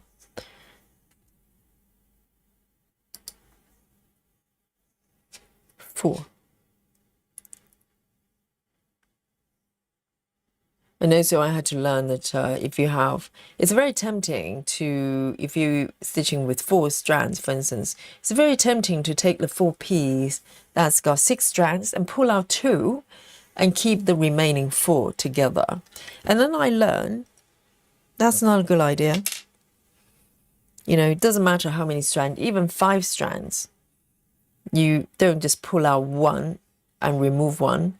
You actually pull out 5 and then put it together, because the difference is the you know, whether you have space between strands, like quite loose, and they can line up a lot easier, versus if you just use the strand as they are with 6 strands, and then try to pull out 1 or 2 and use the remaining 4 together, they cling together, and you actually don't really get the best result. So, you know, it takes a little bit more work, but it's worth it.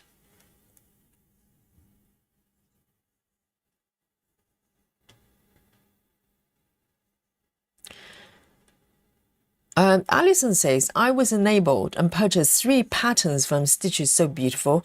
How easy are they going into Saga? Anything I need to be aware of? Alison, well done. So Alison has purchased, is that the one that you're going to stitch for the marathon? I'd love to know which one that is, the 3 that you purchased. But yes, I have no issues importing Stitches So Beautiful's pattern PDFs to Saga, other than if your patterns use the first 9 colors, let's say 1 to 9, where the thread numbers will have a 0 in front. For some reason, not Saga, but Paradise, which I use for conversion, it doesn't recognize those stitches for some reason. So for those ones, they will probably come out with some random number. So you need to look through your thread list. If there are sort of first 9 numbers with 0 in front, you will have to manually fix those numbers using Paradise. And you could. So from both of my charts that I've got so far from Stitches So Beautiful, they have a couple of the first 10 numbers, and all you have to do is just fix those, and the rest seems to be no problem. I don't have any issues with the rest of them. So this one, I'm going to do a pin start, because they're only 1 stitch, or maybe I can I think to be safe, I'm going to stitch this row first and then do this one next. So it's a little bit more security with the thread.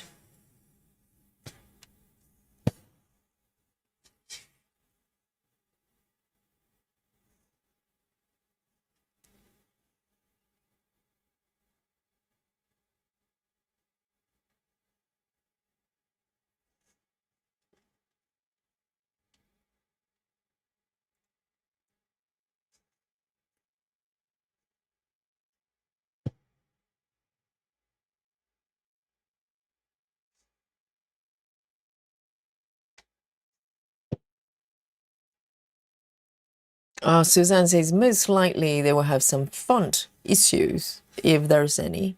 What do you mean by font issues? Do you mean the symbols? So maybe not just the first 10. If I remember, because I only got 2 charts from them, I think the first 35, if they don't have 0 in front, they seem to be okay. But just double check, Alison. Any numbers that's, you know, the first 35 numbers, and just check if they're correct.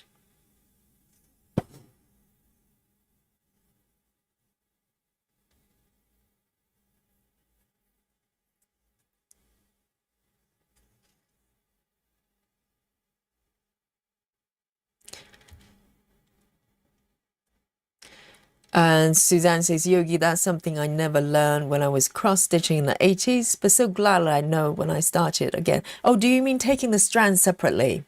Yes, it's very tempting to just take the whole lot. You know, if it calls for 6 strands, you just go, let me just use it the entire piece as they are. But, you know, you can see the difference.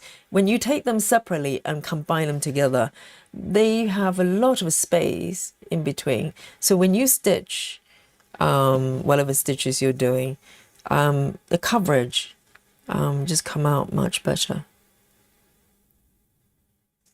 I had to learn that as well.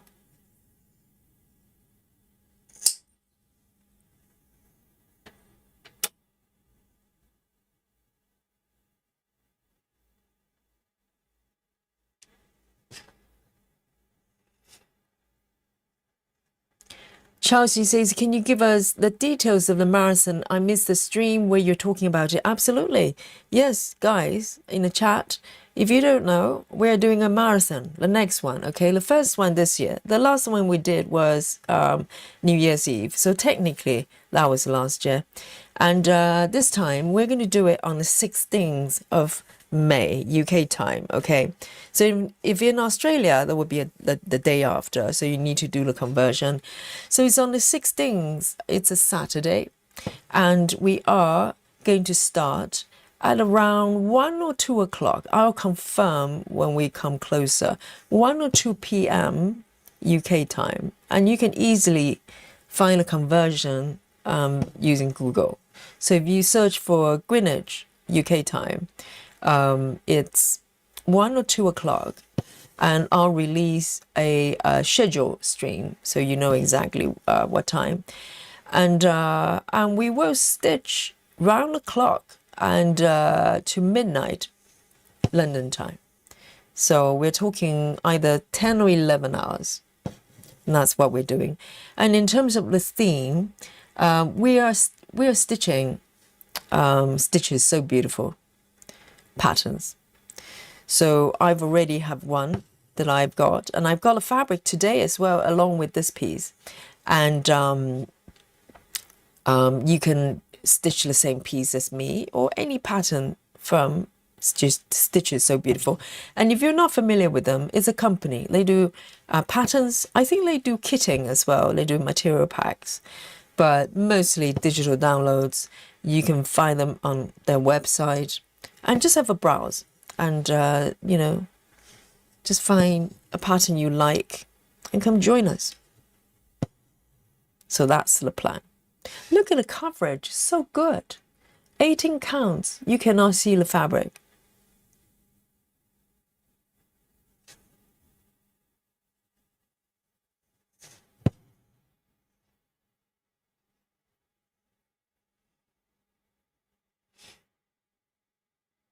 Clara says, oh, regarding referring to max colors. Clara says, if you bought the max color, you won't convert. Really? But I've got max colors for the Vibrant Fusion. Vibrant Fusion, is it what it is? Let me show you the pattern I'm stitching, okay? So I have got it on my Saga. I just want to show you. It actually converted fine, if that's what you were referring to. So this is the piece I'm stitching. So it's called Vibrant Fusion. It's by an artist called Adrian G. Ayer, I think, if I have not butchered the name. And this is actual markup on my Saga here. And it's my version is the max color and max size. So we're talking about 600 by 600, if you look at the top left there. So this is a max. They also have regular size, regular colors. And I think it's got mini as well. So you can pick whatever you want. You don't have to stitch this piece. I love this piece, but you can pick any pattern from Stitches So Beautiful. So that's the only sort of, you know, I don't want to say rules, but that's what we're doing theme-wise.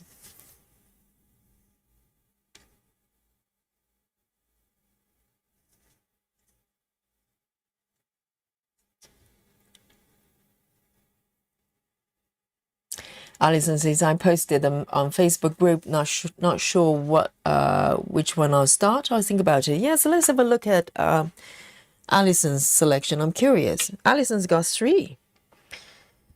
Let's have a look. Maybe it's going to give you some of your inspirations as well if you don't know which one to get.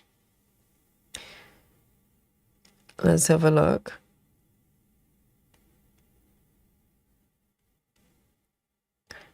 I'm trying to find Alison's.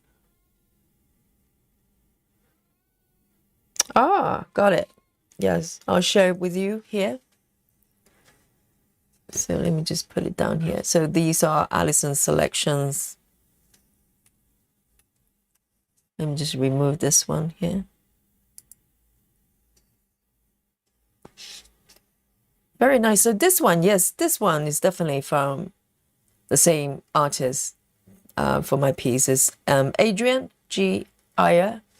You can look up the person. So this artist, most of her pieces are revolving around sort of heart shape of some sort, and same with my piece as well. So if you like any of these heart shape pieces, you can pick one, or just any patterns from Stitch is So Beautiful. And this is number 1. Oh, very different, very, very different. Wow, look at that. It kind of echoes Sarah's Black on Black with the face of a kitty. It looks slightly sci-fi version of it, the robot kitty. Very different in style. And this one, oh, Alison loves little cows. So cute. Bobo Cow Farm. I love it. It's almost like samplers. You've got different version of little cow. I love this one. This is so cute. Lovely. Yes, great choices. Great choices. Lovely. Thank you for sharing, Alison.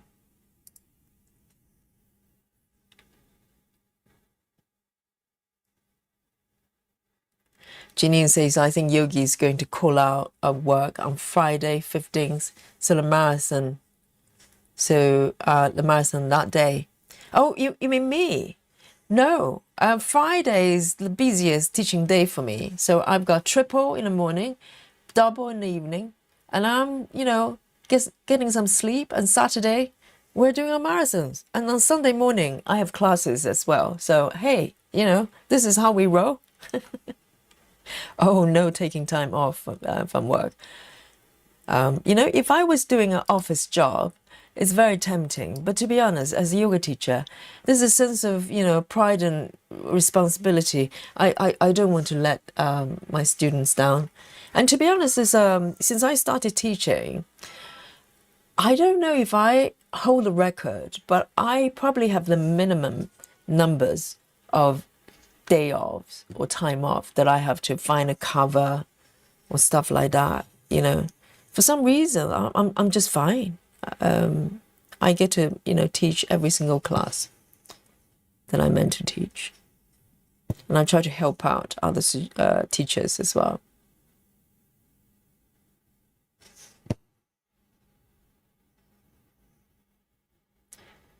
So no skipping work for me, Janine. Flaw says, can we join even if we're not stitching from Stitch is So Beautiful? Of course you can, Flaws. Of course you can. Yes, it's it's fun to stitch together if you have other pieces already, or maybe you have existing Stitch is So Beautiful patterns already. You don't have to have a new start, and you can come join us. You can do tap dancing while we're streaming as well. That's not a problem.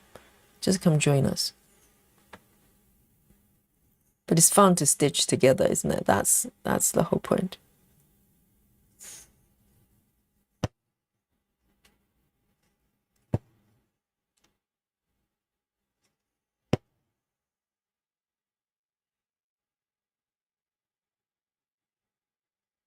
Suzanne says, are you sure you converted exactly right? There was one color that ended up the same as 3.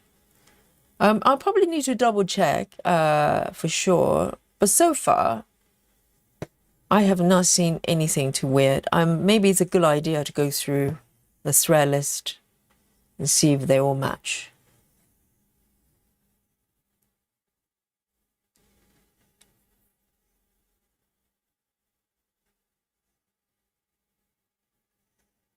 Nido says, on what fabric count are you doing the heart Stitch is So Beautiful? Nido, that's a secret. Okay, it's a clickbait. And I need to get you to come over to join me. So on the day, yes, it will all be revealed. I mean, it took me a while to figure out what what fabric count I want to stitch this piece in. And I need to have a little bit of clickbait. Okay, work with me, guys. And let me have a look. Where am I exactly? I am here at the bottom, down here. Oh, all right. Totally lost track. And I will, of course, I mean, you'll get to find out which part of the pattern I'm starting, which is, you know, a little bit of a decision as well, because there are different possibilities.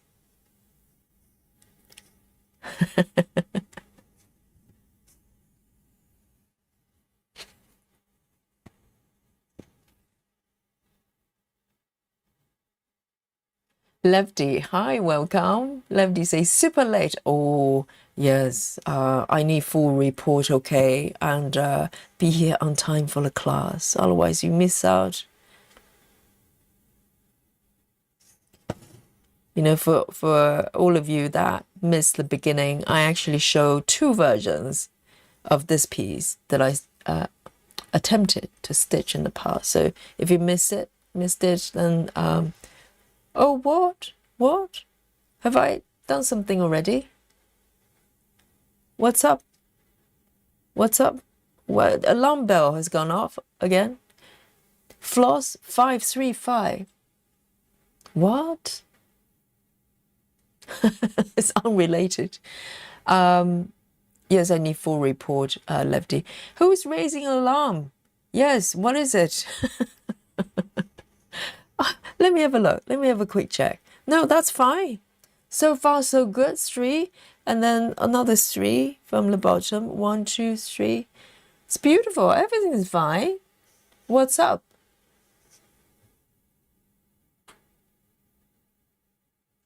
Who is raising an alarm bell? Show yourself. Yes. Oh, I'm so scared.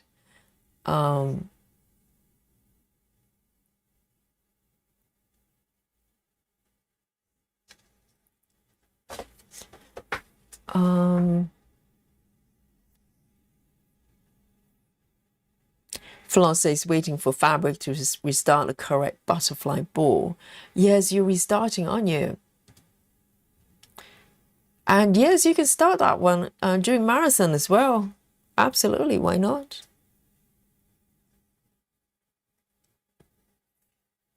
Janine says, Yogi, play hooky. Everyone needs a day off.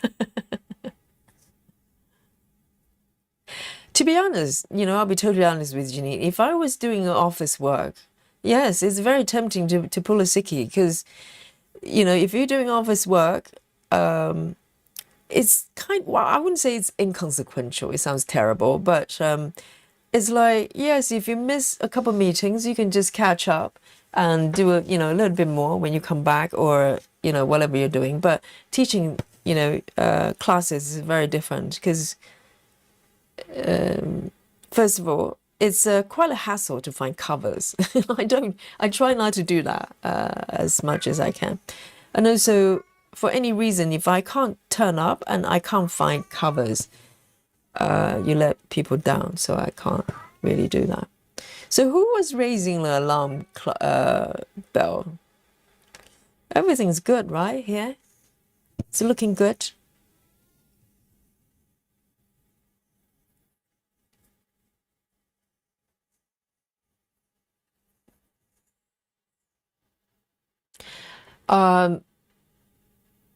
Suzanne says, Yogi, can you look at your chart again? Floss 23 is off on this chart. Do you mean this one I'm stitching? This one? 23 for this one I'm doing. Let me just zoom in here. 23.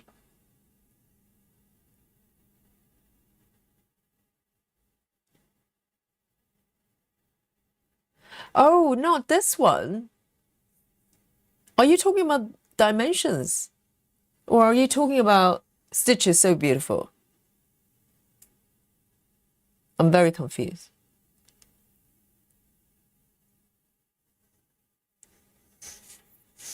What are we talking about?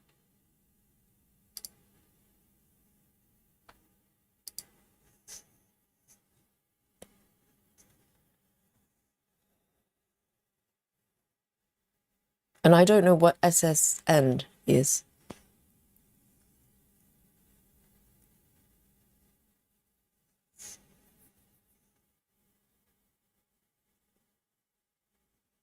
Oh, right. So Suzanne is referring to Vibrant Fusion. Are you saying the 23 is off on that? Hang on, give me a moment. Lynn says, I have made my mind up. You're unique how you thread your needle with the strands. Oh, you mean my pinch and method? I learned it from somebody. So it's kind of my way of doing it. That kind of works quite well. So I did not invent it. I learned it from someone really smart.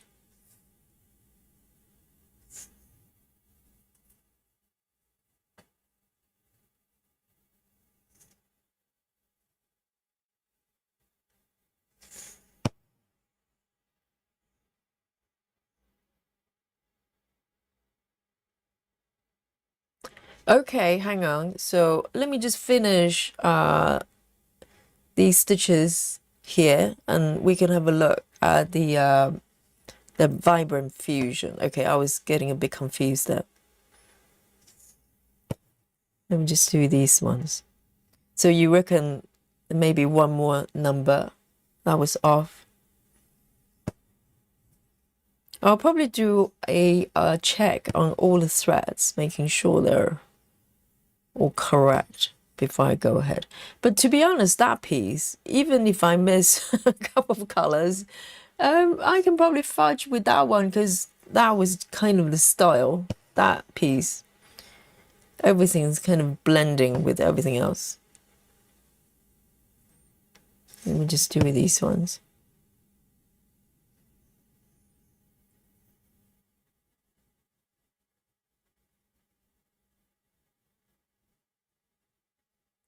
Right, so Suzanne, are you doing this one, Vibrant Fusion as well? Hang on, let me just dot my needle here. We can have a quick look, no problem. I just need to go through the thread list of that piece. So did you say 23? I need to go back to this mode. Let me just sort my thread by number. And let me scroll up. And 23. So this is what I've got. Did you say 23? Look at your chart. Floss 23 is off on this chart. I do have 23, 173 stitches. Does that look, let me just remove the center here. Does that make sense? Does that help?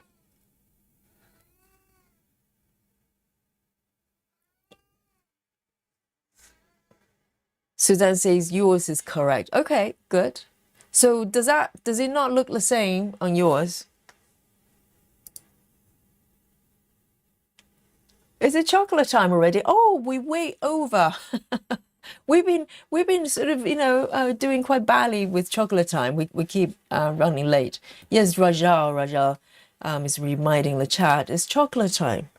Yeah, so fast. It's just like I feel like I've just started stitching. It's chocolate time. Yes, let's go for a bit of chocolate.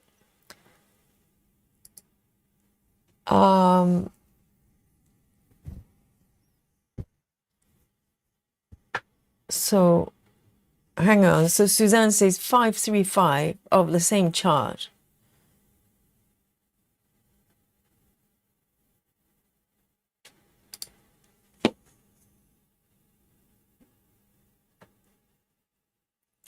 I can have a look.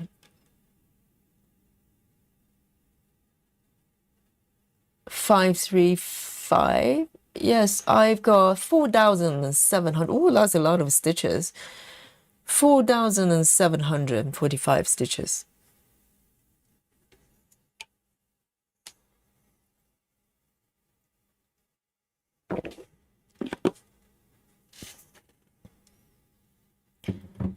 Um,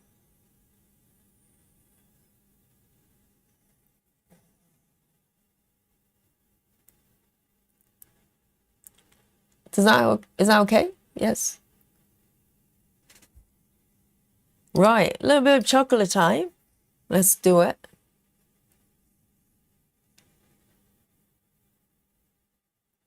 Yes, once you zoom out a little bit, you can start to see the shape there. The stitches are so full.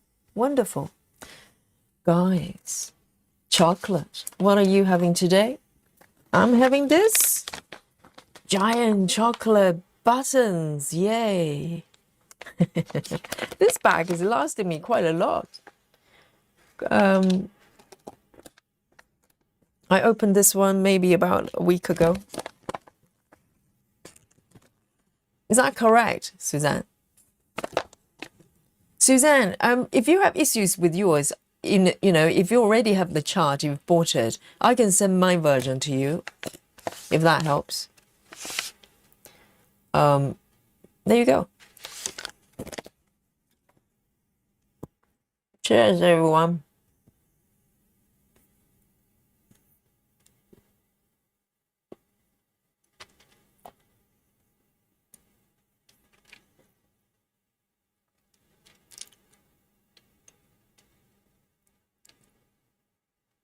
I imported the black and white version as well. I always do. I don't know what the color charts are for. Never use the color one.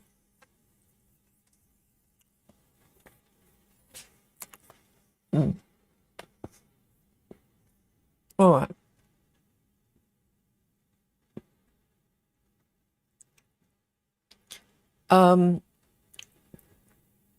Sudan says 23 on the conversion. I did have like 5,000. Does that match mine? Doesn't? I think sometimes I do, if I have downs, I actually import the PDF chart to Pattern Keeper, because Pattern Keeper it gives you the correct stitch counts, and I use that to match to check with sagas if I have downs. Because on the PDFs, on the chart, they don't give you stitch counts, do they? So you have to use an app to do that.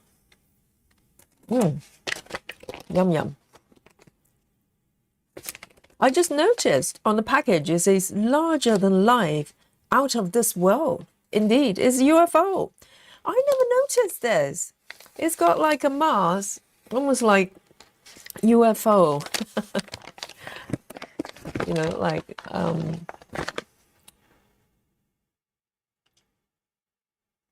it does look like a UFO. There you go.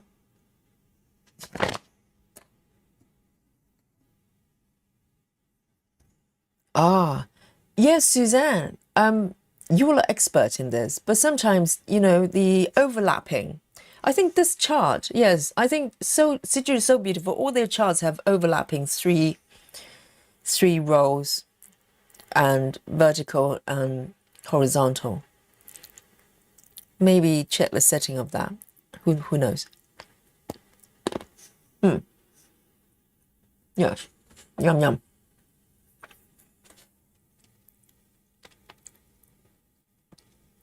Delicious.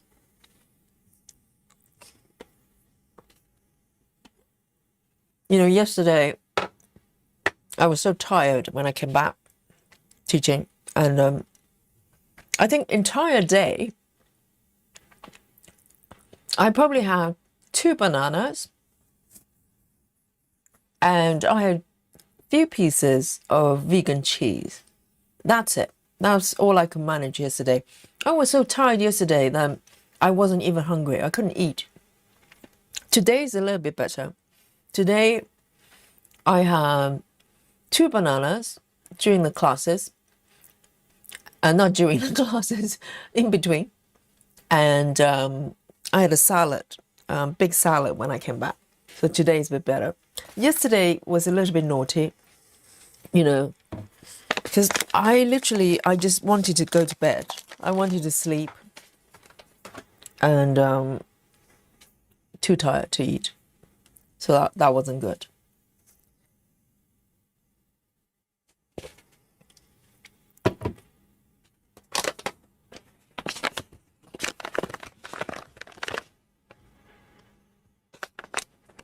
I'm going to have one more.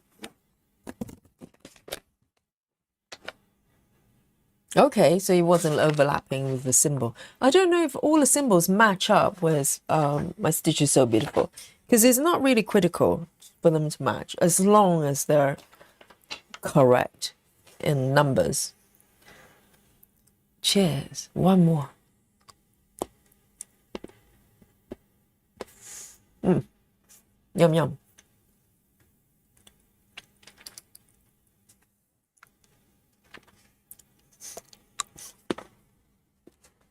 And I decided, today I actually got, what did I get? Yes, I got a new supplement, because normally I have iron, vitamin B, vitamin D. These are the three I make sure that I take. But recently, I've been craving for bananas so much, and lettuce, and pepper. Mr. Yogi kind of says maybe there's some sort of deficiency going on because no one likes bananas that much. Indeed, I've been eating so many bananas. So I decided to get a potassium supplement. I'll see how it goes. I'll report back to see if it changes my craving, because I'm literally craving for bananas like not normal. And also I love, because I was checking the nutritional value for banana, primarily a lot of potassium, and also I think lettuce as well. It's got a lot of potassium, so there's a theme going on there. I don't know about peppers. I suspect probably has something that I was craving for, because it's literally a craving. It's not just so, oh, I like banana, I like a couple of bananas, or I like a little bit of a pepper. It's literally a physical craving. So I just started today. I took one tablet of the potassium, and I'll keep going. See if it helps.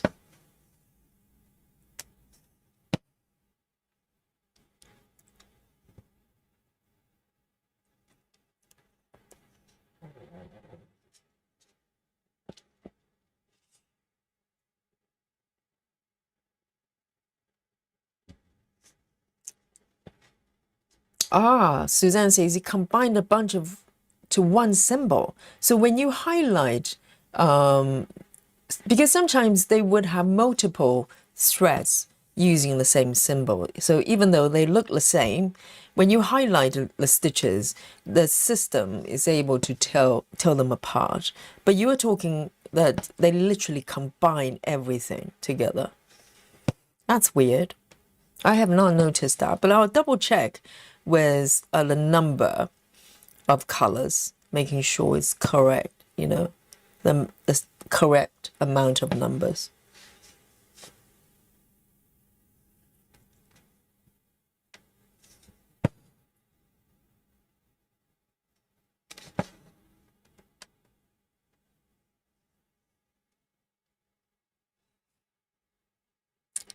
Suzanne says, Alex usually eats about 3 bananas a day.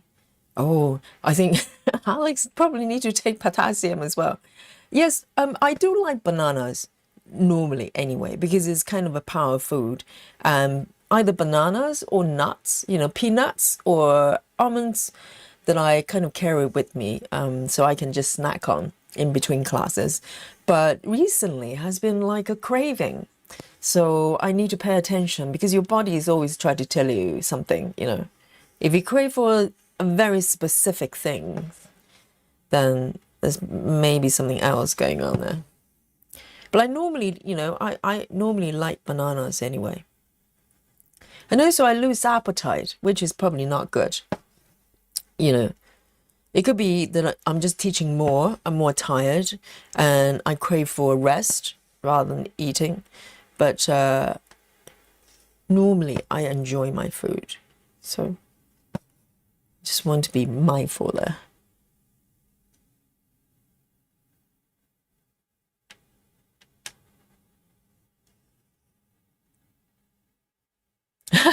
Rachel says, "Oh, my cravings."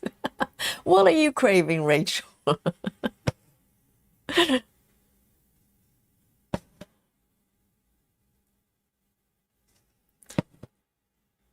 But our body is always trying to communicate with us by, giving us hints.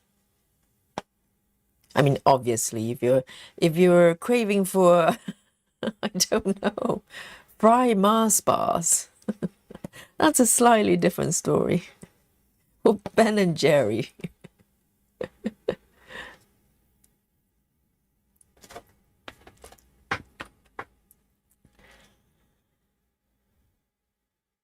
Rachel says, there should definitely be something your body is trying to tell you. You're tired, cravings. What? No. Family show, Rachel. We have standards here. What are you talking about? Not that kind of cravings, guys. Seriously. Oh, it's exhausted. Dear, oh dear. I'm just making it worse, aren't I?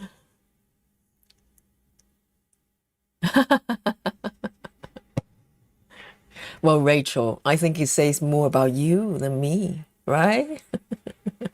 Oh no, the whole chat. Dear, oh dear. Bananas as well. Oh, I'm making it worse. It's official.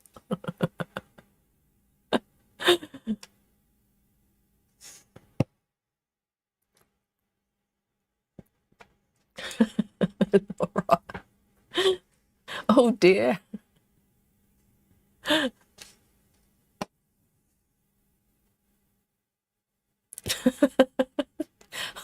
This is so bad. Chelsea says, I crave bananas in pregnancy and I didn't like them. Oh, how weird. So when you say crave for the bananas, but when you eat the bananas, you didn't enjoy them. So that's probably a telltale sign of, you wanted to eat bananas, but not for the taste, but for the nutritional value or whatever it's in it. It's so bad.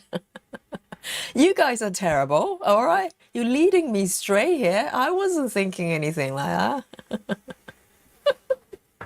I just.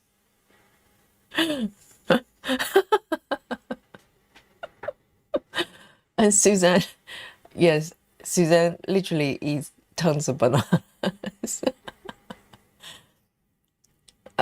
Oh, yes, Janine says bananas and pickles. Yes, really, because remember we had a lot of discussion of pickles. So I was really into pickles for quite a while. Oh, hang on, two here.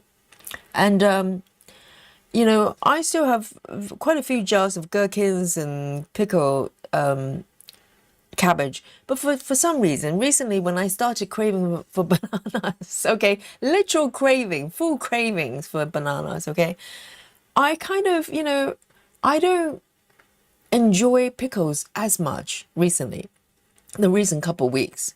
I don't know. As my craving increases for bananas and lettuce, I kind of enjoy less or craving less about with the pickles. I don't know what's going on, so I need to pay attention. Travis, help, Travis. Yes, Travis, please help Yogi and keep the chat under control, okay? With the banana and craving talks.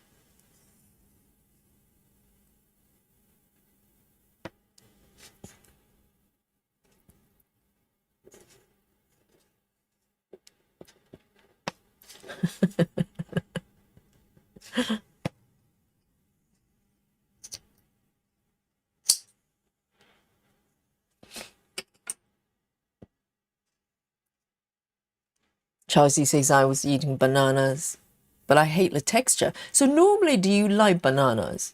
So it's definitely some sort of something else is going on. If you crave for things that you don't normally like eating, then that's weird.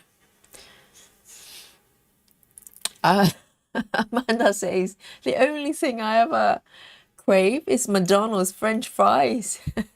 Maybe there's some potassiums in that as well. Yes, it's potassium deficiency, Amanda.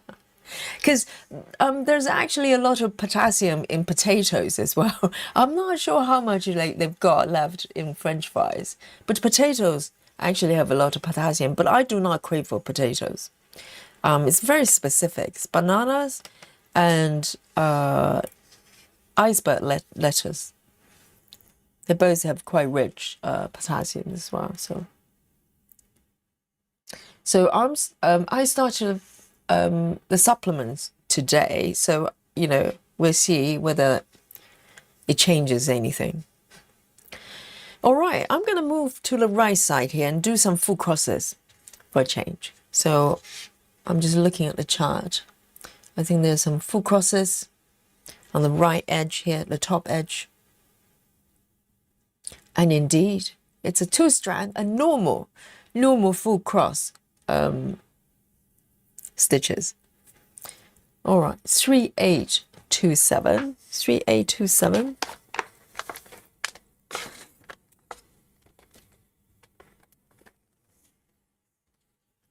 So these ones, 3827. So these are 3. So these are the regular 2-strand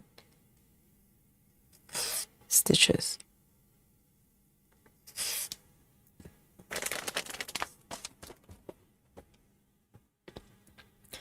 Michelle,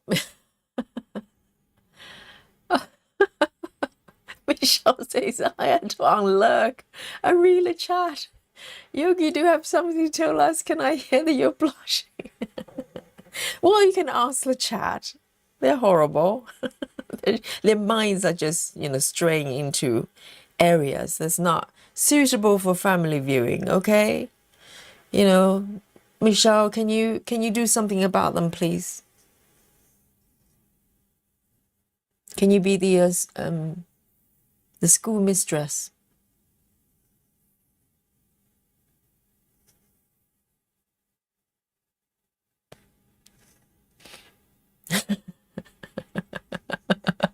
Yes, Janine. Yes, the banana is probably not helping. Chelsea says, I also went off Coca-Cola, which is my favorite drink. That's probably good, particularly if you're drinking full sugar Coca-Cola. By not craving for Coca-Cola is probably good. I had to, well, no, I didn't have to. I chose to let go of Diet Coke as well, which I have been drinking for many years. But I just feel like it, I wanted to make sure that I wasn't kind of addicted to it or anything. And all the sweeteners, artificial sweetener and everything, I wasn't. I'm just not sure about that. So, and strangely, I'm not craving for the Diet Coke. It wasn't hard for me to give up. So here we go. 2827, full cross like normal person. And this one, I might do a little bit of railroading as well, because it's quite a light color.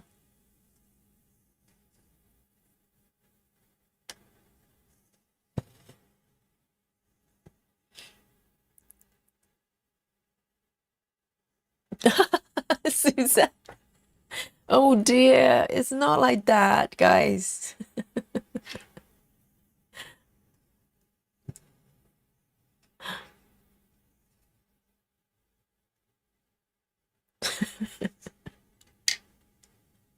I was just talking about deficiency, and I didn't know it was going to veering into this discussion. Chelsea says, I was so ill during my pregnancies, I lost around 25 pounds each time. People gain weight. You actually lost weight. 25 pounds, that's like 10 kilo, 12. That's a lot of body weight to lose.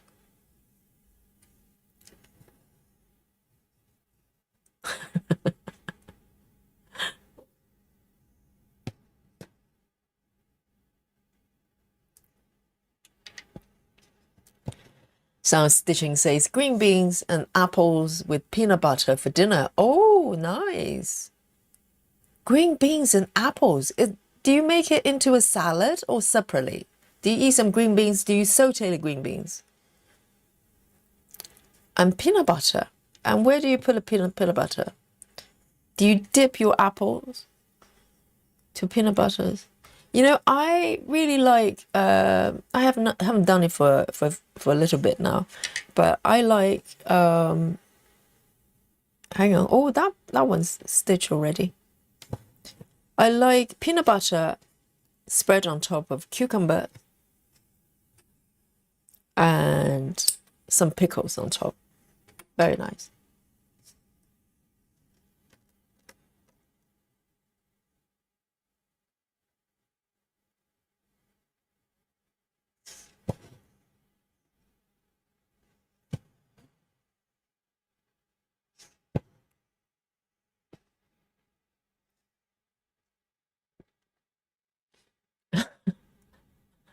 Janine says Yogi needs a Diet Coke. I'm really surprised that I'm not craving for Diet Coke. Because I was having almost one a day. I was feeling very guilty. It was my guilty pleasure. But in the back of my mind, I kept thinking, oh, that's a lot of sweetener.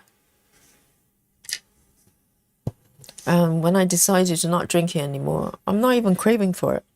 I just drink water and coffee.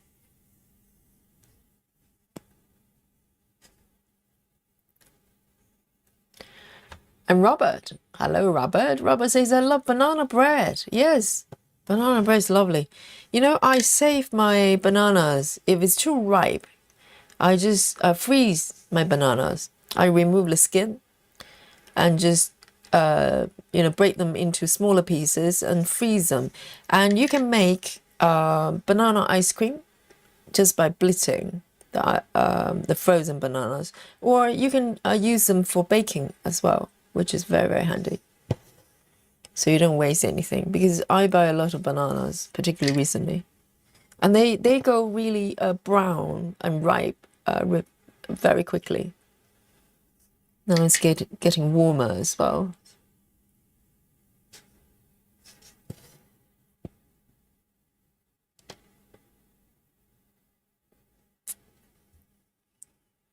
Chelsea says, I didn't like banana until I was pregnant with my first. Right. I think bananas really depends on the stages of bananas. If it starts to go brown, it starts to produce a very banana smell, like banana oil smell. That I can't, I don't enjoy it. I try not to eat it when it's too ripe. And also it becomes too sweet. And I don't like things too sweet. So I like banana just turning from green to yellow. Just at that stage is the best. It's got light sweetness and it's got quite high water content, and it doesn't have a strong banana smell. That's the best. And quite firm in texture as well. I don't like really soft ones. No, Chad, no, please have mercy on Yogi. I'm talking about bananas, real bananas, okay? Oh, I'm just making worse. I need to stop talking. Silence is gold.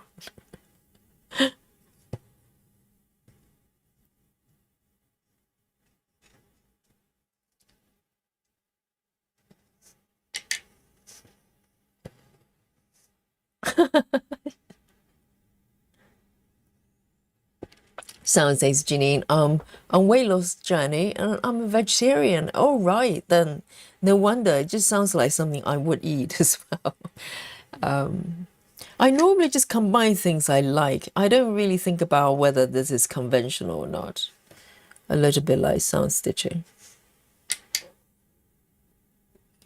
Love Gemini says French fry deficiency. Oh, that's a serious condition, Love D. Yes. You probably need to go to a doctor for that. Or McDonald's for remedy. And Travis says, is this Max the mess dresser, Yogi? Is part of the work club. I'm part of the work club today. No, Travis, I'm starting a new piece today. Can you see the mock-up on the bottom right there? So this is a new piece, and it's based on an artwork from the same artist as Maggie. So you can see there's some, similarity in terms of the style and, of course, the kitty. So this is a new start. Well, new start-ish. I mean, this is the third time I'm stitching it as well.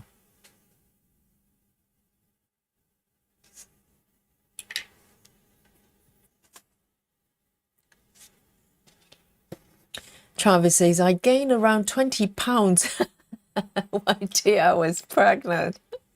It's called empathy weight gain. Yes, only really good partners do that, Can you imagine if your lady friend is gaining weight and you're losing weight? That's not good. You have to gain weight. You have to gain weight together.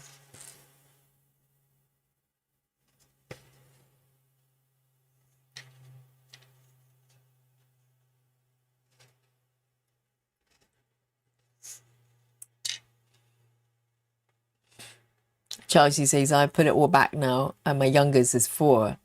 Yes, I think it must be, a worry if you actually lose weight during pregnancy, because that's when your body needs most kind of reserve for things, and for the kid. I mean, the baby is growing as well. So in theory, you shouldn't lose weight. Some people gain only a little, which is fine. But I think if you actually lose weight, something else is going on.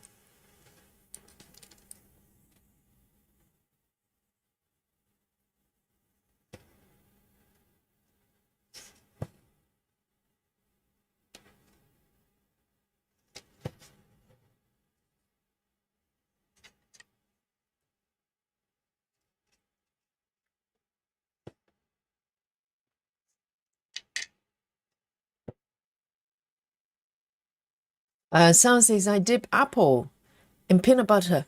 Yes, I can see that working actually, totally. I dip, bananas, bananas again. Bananas and peanut butter, they also go together, don't they? And cucumber as well. You should try it. Cucumbers and a little bit of pickles, spread a layer of peanut butter as well. Really refreshing, because peanut butter is very, very rich, really rich. And cucumber is very watery and really light. And, it's very it's like eating, grass, plants, well, which it is. And they go really well together.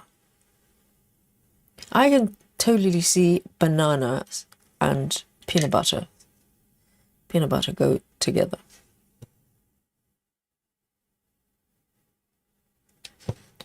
Let me start this stitch.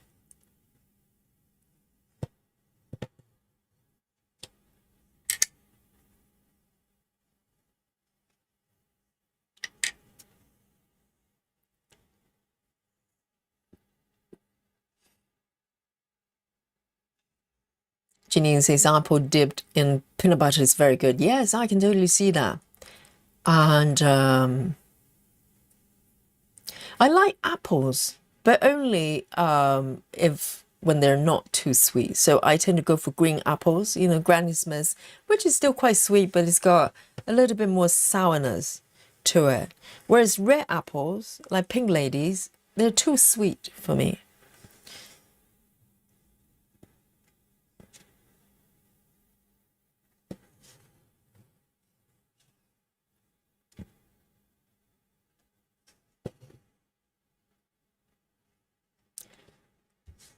Travis says July 1st this year, Well, marked the second year point. When I quit smoking marijuana, I was 135 pounds. I now weigh around 190. Oh, so what is your normal weight? What is the regular, this kind of right weight for you? Is 190 the better weight? So you lost weight when you smoked marijuana. So 135 pounds, how many kilos is that? I think it's about, I don't know how tall you are, Travis. If you're very tall, that's kind of not very much for male. So maybe 190 is a better weight for you.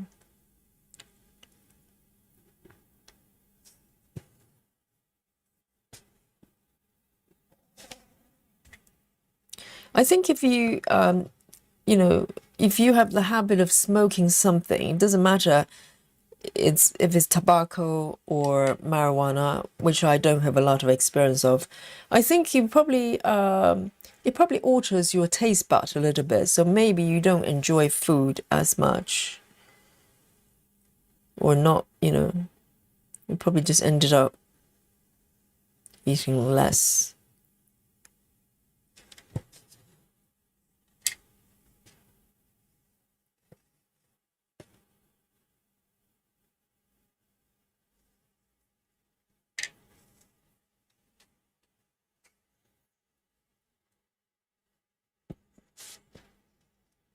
Yes, Ginny, naughty, naughty. I think you will probably start loving kale once you stop smoking, because your taste bud would, kind of recover from tobacco.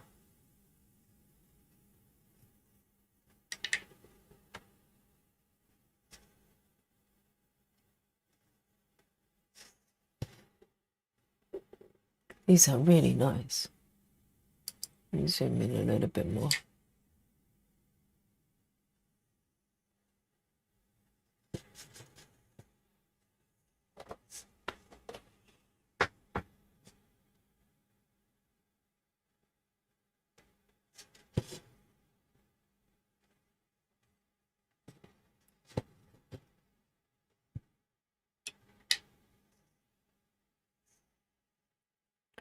So Travis quit for Marek. Yes, I think if you smoke anything in your living environment, it's probably not great for babies, isn't it? Particularly cigarettes as well. Is there any law preventing parents from smoking in-house, like tobacco, when you have young kids? Or is it up for the parents' discretion?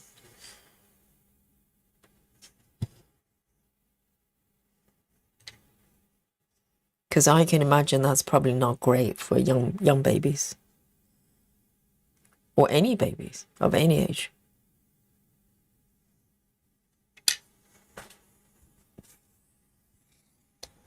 So Travis is 6 feet tall. So yes, you were definitely underweight when you. Yes. So a lot more healthy now. Ginny says, you look at me, you can tell I enjoy food. But great food like kale, you need to incorporate that in your life.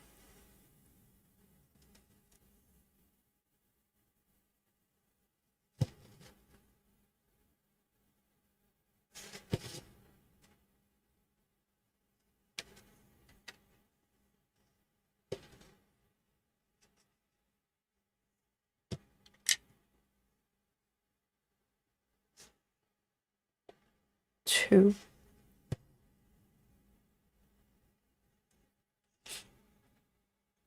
Janine says my stepson quit marijuana for his newborn. I was very proud of him. Yes, that's very, very nice.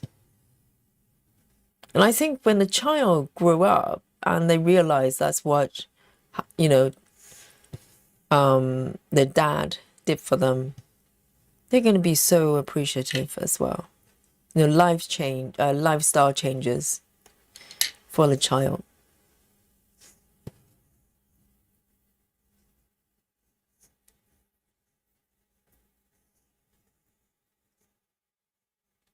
Chelsea says 9 in the UK. So parents can literally just smoke all day long when the kids are in the house as well. That's a little bit scary, isn't it?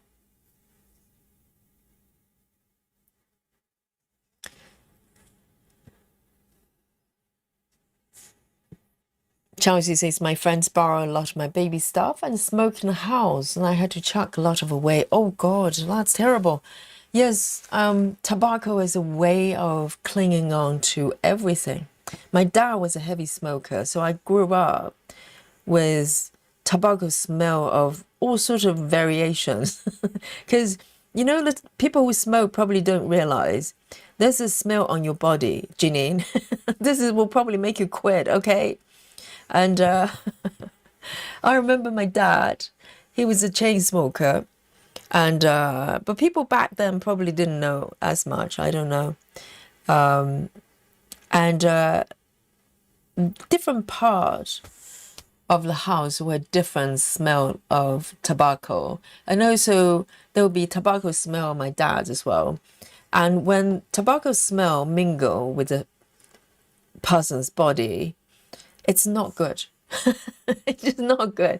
And wherever he walked, if he just gone to in the loo or in a bedroom or whatever, just by walking past the space, literally he left a trail of smell. But that's different from the tobacco smell, the cigarette smell when someone's smoking. It's kind of, a mix, a blend of, I don't know, with the environment, with the clothing, with the body itself, and it's everywhere. So I grew up with that smell embedded in my nose. And so never once I went out with anybody who smoked. I just couldn't.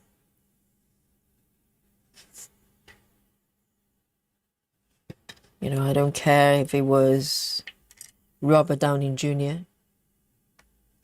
or Cillian Murphy. I don't know.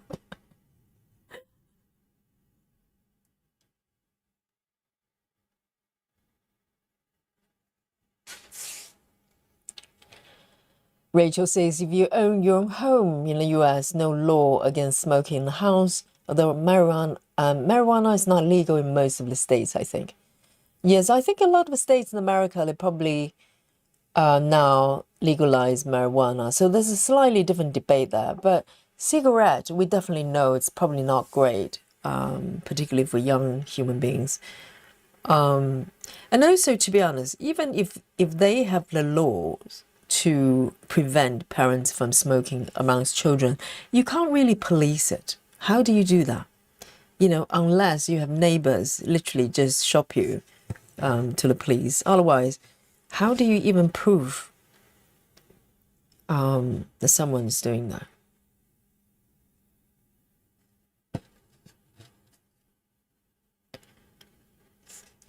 So I think the best hope is for the parents to realize, perhaps that's not fair. But in my building, so this is a shared, converted Victorian flat, 3 flats in the building. It's quite common in London.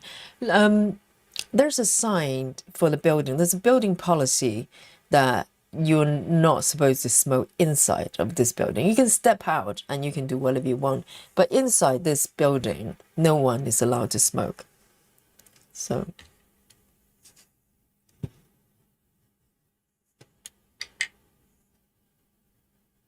So I can't smoke in my house, really.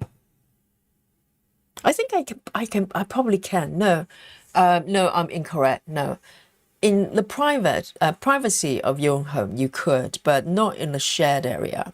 So not in a corridor or, yes. But I think if you hide inside the house, you could smoke.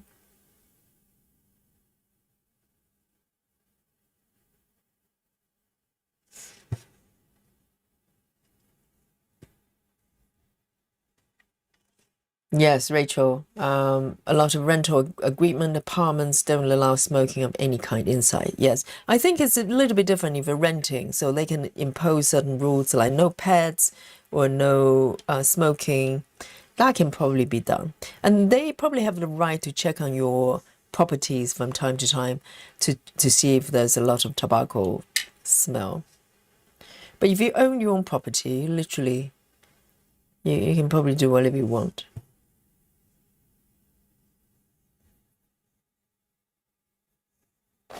See you later, Travis. Enjoy your work.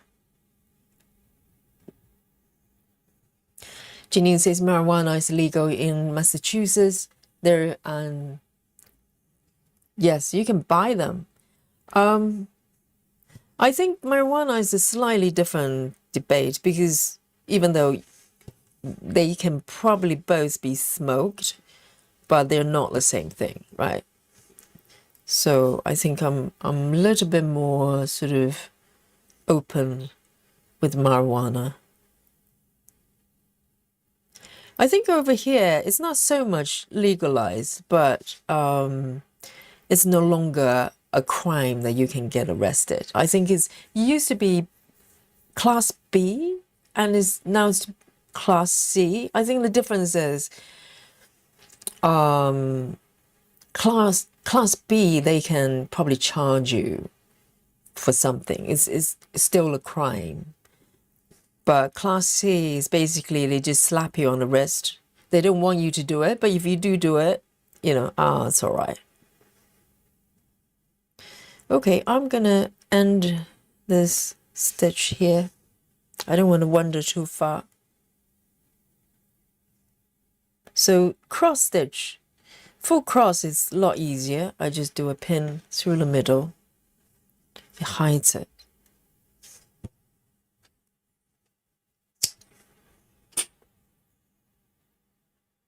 Very nice. 3827.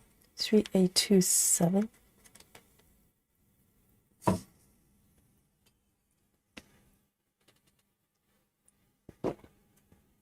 Kenob says Kenobi. Kenobi 1065. That's a secret code. Kenobi says there's laws for cars in some places in the US. Right, so yes, cars is an interesting one because cars, literally, if you own a car, inside the car is your private space, isn't it? It's like having your own home, it's a part of your home. So is there regulations? So according to Kenobi, there are laws that you can't smoke in a car. I think it's quite sad if if you have a young baby and you need laws to, literally to keep you from doing things that's harmful to your children. That's pretty sad. I like to think that they should know what needs to be done, but it's not uncommon. Sometimes you walk on the street in London. It probably happens everywhere. You see parents, with very young kids in the pram, and they're walking down the pavement and smoking cigarette, even though they're outdoor. But I'm just thinking, if you're so comfortable doing that with such a young baby right in front of you, I don't know what you're gonna do at home. I have no trust in you. Next one's the blend color, or maybe let me just tap on this one. Okay, I'm gonna do another single color one, and maybe next one I'm gonna do a blend. This one, A40, and this is a regular full cross as well.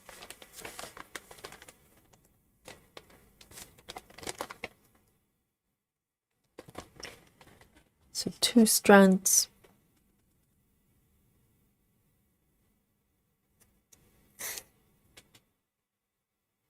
Like Travis did, he's got awareness that certain things have to change.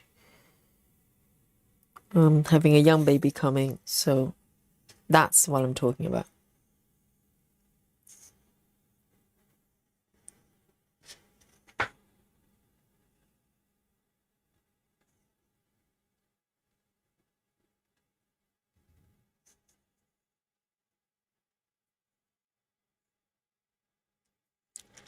Busy Mom says, I used to smoke, and when I smell it, I knew,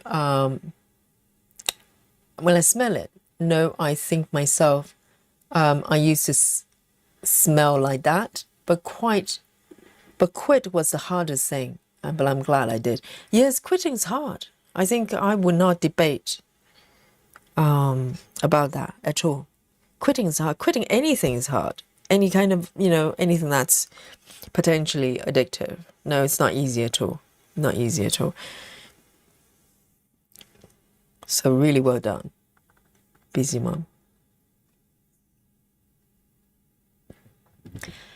Rachel says, when I'm running and pass a house or someone smoking, it triggers my gag reflex. Yeah, sometimes you do that just walking on the pavement as well. If there's a person smoking walking towards you or in front of you, then yes, you get to enjoy the secondhand smoking for free. Okay, I'm gonna go from here. See how it goes.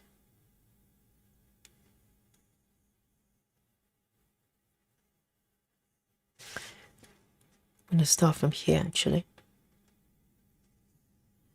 And I lied about doing Danish stitches as much as I can. I've been doing a lot of full crosses. I'll try my best. I like to do a bit of Danish. I'll do the Danish now.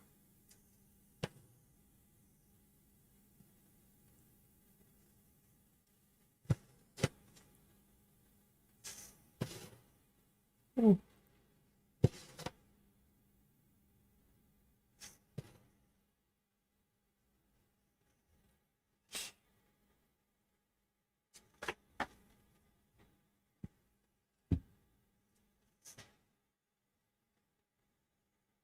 Yes, you're right. Yes. There used to be like smoking area, non-smoking area, and also on aeroplanes once upon a time as well. It's hard to imagine now. But sometimes when you go on airplanes, if you go into the loo, for instance, there are still signs says no smoking. It's kind of a legacy kind of sign they put up back in those days. Yes, restaurants. Actually, not that long ago for London. I think London's only been smoking free for about, I would say 15 years. That's it. Prior to that, you can smoke anywhere. And some restaurants will have non-smoking area, but not all restaurants.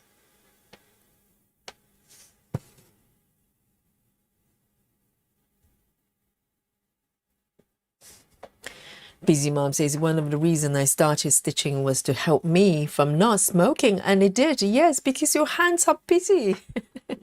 I think any kind of craft, you're doing sewing and everything, but particularly stitching, you have to, keep your hands are busy. Very good. Yes, that should be introduced to everybody who wants to quit. Just keep stitching.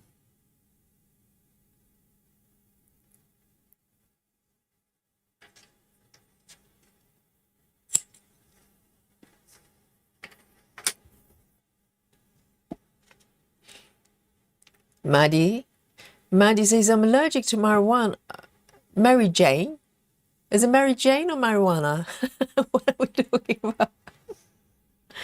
Yes. I don't think I ever smoked voluntarily. I went to art school, so all sorts of things going on with art school. And a lot of people smoke marijuana and all sorts of other things. So sometimes you get the second hand smell, and you get lightheaded. And also sometimes they pass it over for you. And out of, just peer pressure, I have taken a couple of puffs. But I don't know how to smoke. Fundamentally, some people can breathe in and puff out through the nose and stuff like that. I can't. I don't know how to do that. It's a mystery to me. So I basically do a posy kind of smoking action. So I don't think that did very much to me.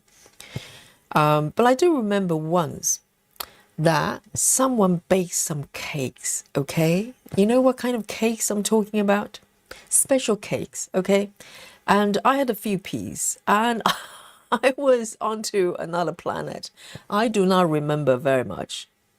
I just remember thinking, oh my God, what is happening to me?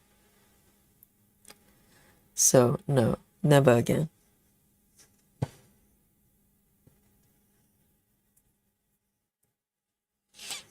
Janine says, smoking to me is such a stress reliever. So stitching in truth, but husband smokes and it's very hard to stop when he doesn't want to. Yes, it's much harder, Janine. I'll definitely give you that. If you're with a partner who's, for instance, it could be drinking or it could be smoking, anything you're trying to quit. But if your partner is not quitting at the same time, then it's a problem. Yes, it's very, very, it probably makes it harder, so much harder.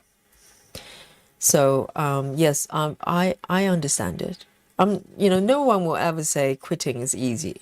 It's not. But sometimes the timing as well. It has to be the right time when you're ready. When you're not ready, you can't intellectually telling yourself to do something that you're not ready to do. So maybe Janine just not ready, but hopefully, you know, maybe someday you will be, and you will know that.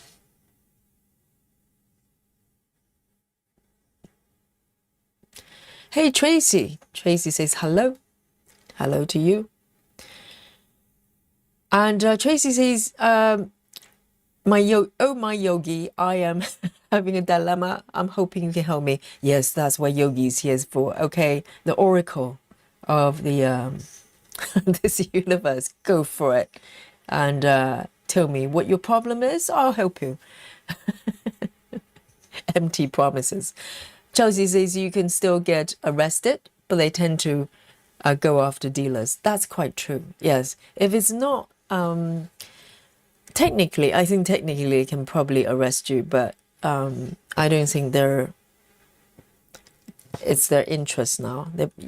I think you're quite right. They probably go for people selling rather than people smoking.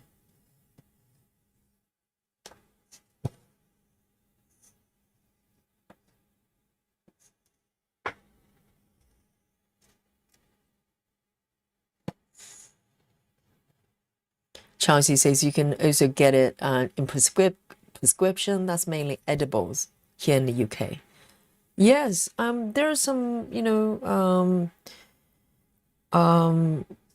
there are some sort of remedies for people with various, you know, pain relief and stuff like that using marijuana. So that is absolutely, you know, I have absolutely no issues. People want to smoke it, absolutely fine.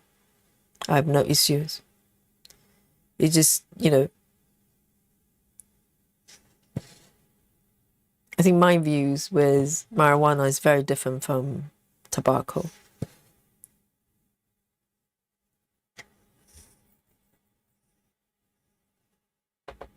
Tracy says, on the pattern festive seascape, it's missing a floss color number at the top of the pattern above the number above number 2. I can't figure out for the life of me. There's a color missing. Do you mean on the thread list? I can have a look quickly because I have the pattern. The Tracy's is stitching. Let's have a quick look. And do not worry, we'll find out the answer. If not me, someone in the chat will probably know. Let's have a look. So are you using Saga or using Pattern Keeper? So let me just make sure I understand your question. Let me load up my pattern here. And okay, so I'm sorted by number. So there's a number. So what Tracy is saying, there's a number above number 2. What would be that number? Because as far as my chart goes, number 2 is the first one. A missing floss color. So have you looked at the PDF? I haven't got PDF at hand right now. But as far as my chart goes, number 2 is the top, the first number. So you probably need to expand your explanation a little bit.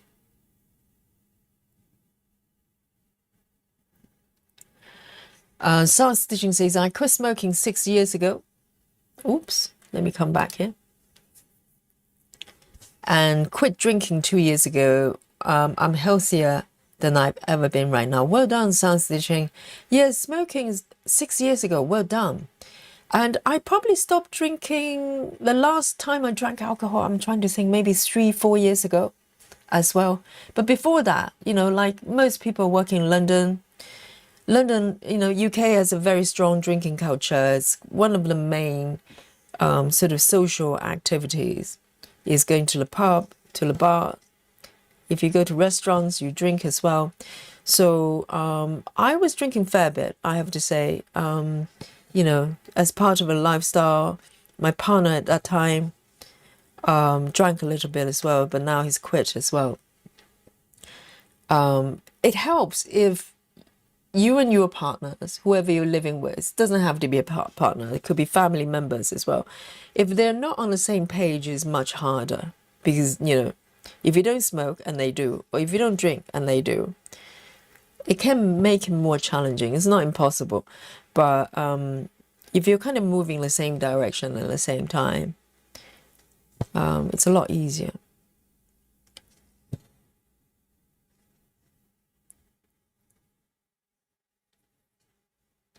And I think, you know, when I stopped drinking, I have no issues people drinking because, you know, I know what it's about and it's a choice people make, no problem at all. And but the thing is, my body definitely feels very different, much lighter and less fatigue, because when you drink the night before, the following day, definitely, you know, I felt a lot more depleted with the energy, particularly if you have hangover, which could happen. And it does, you know, take away your body's energy to do other things, for sure, for sure. But you don't notice it until you stop it. That's the thing. And then you realize it's very different. But I think people need to do, you know, just do what follow their choices. I mean, I have no judgment for me.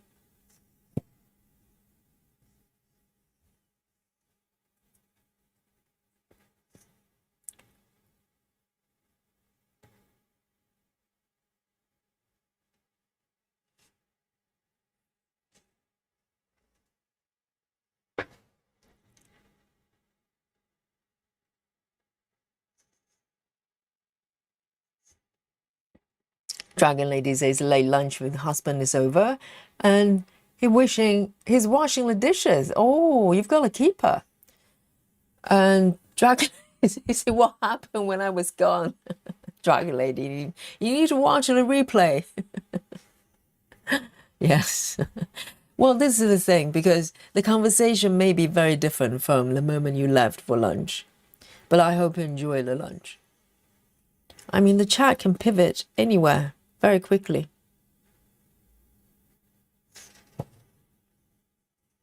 All right, so I'm going to end this thread here.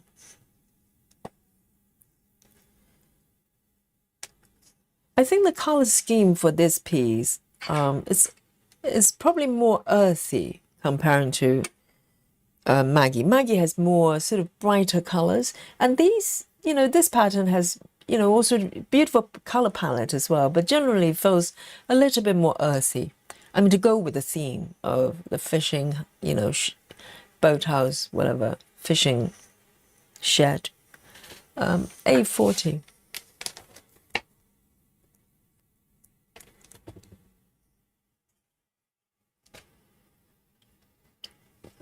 Chelsea says it was 2005, the smoking ban. Okay, so it's about 20 years. 20 years.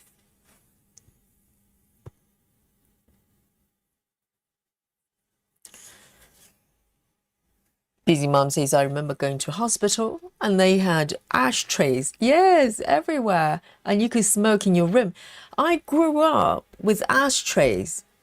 And I'll tell you something, it's really interesting because I grew up my dad smoking. And so ashtray became part of the house. I've never lived in a house when I was with my family that without an ashtray somewhere. And when I moved out by myself to live, had my first place, little studio flat, I didn't smoke. But guess what I did? I went out to the flea market. I actually got myself a kind of slightly antique, kind of old ashtray to decorate the house. And looking back, it was so weird because I thought, well, why would I do that? I didn't smoke and I hated it. But it became so much part of my life. I felt like if you have a space to live in, you need to have an ashtray, have an ashtray. So I actually had an ashtray. I still remember what it looked like. It's kind of like copper, kind of quite old. It was an old piece, not antique, but just an old ashtray, and it's slightly kind of between dark and copper kind of color. And I had that ashtray. I used to put like sweets on the ashtray and just little things, small things. I use that as a kind of a tray for storage. But it's just so weird. Like, subconsciously, I felt ashtray should be part of my life. So I remember I was doing that. Yes. Linda says, when I went to high school back in the 80s, we had a smoking section for the high school.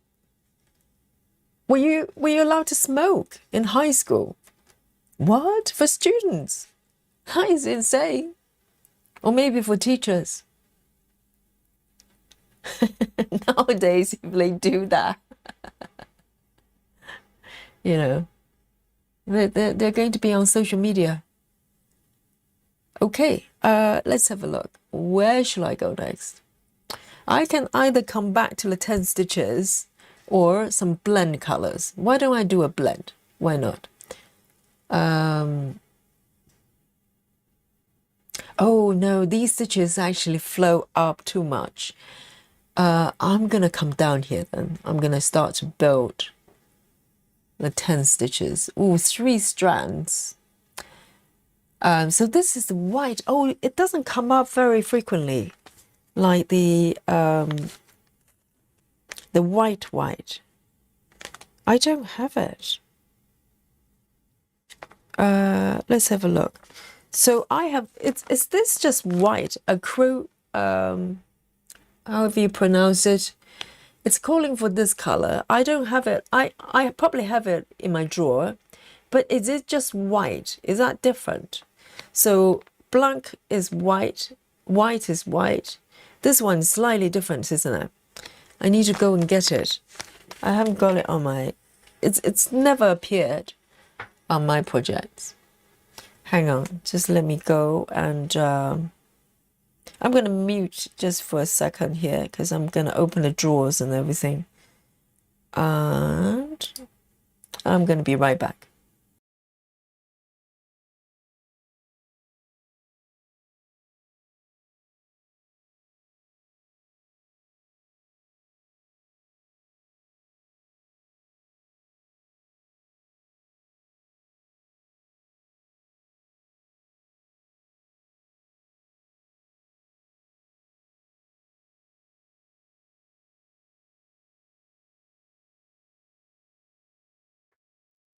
Okay, it didn't take long. I found it immediately.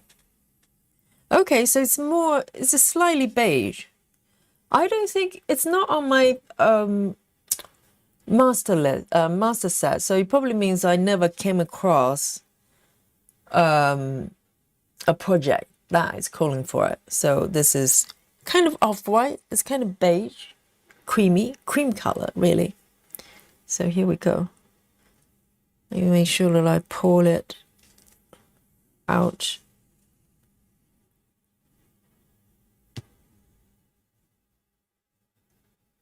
Yes, Nido says it's like light beige indeed. Kind of a creamy color. I never used it actually, so weird.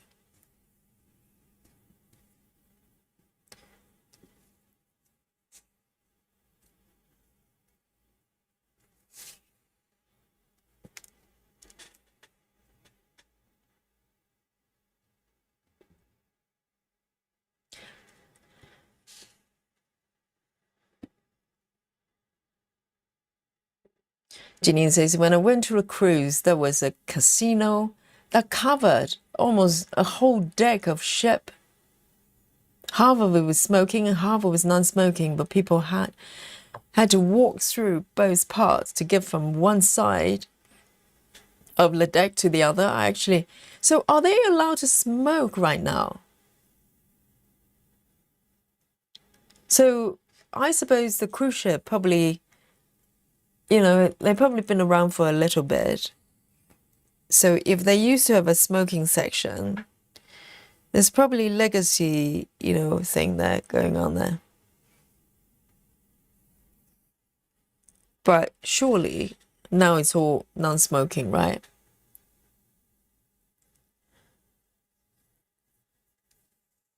Tracy says, I'm using Pattern Keeper. And so are you saying, Tracy, that that pattern has got another number above? So Tracy says the symbol is a circle with 2 lines at the top.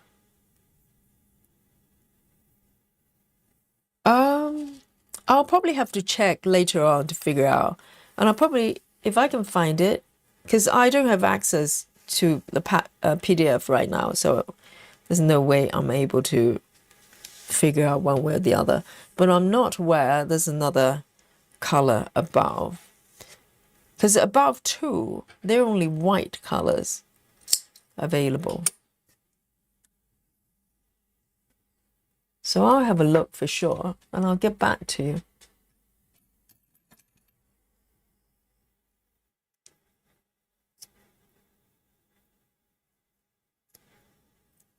And do you know how many stitches under that symbol? Because with the markups, I have not noticed any kind of discrepancies. Okay, this one is 3 strands. 3 strands, tent. So this color is very, very similar to my fabric, actually. It's going to be air stitching.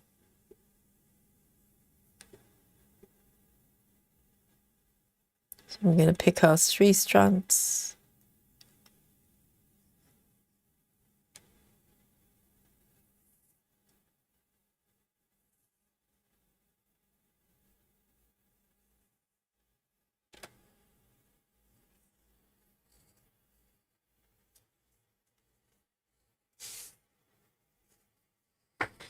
Okay, so one more color on my master set.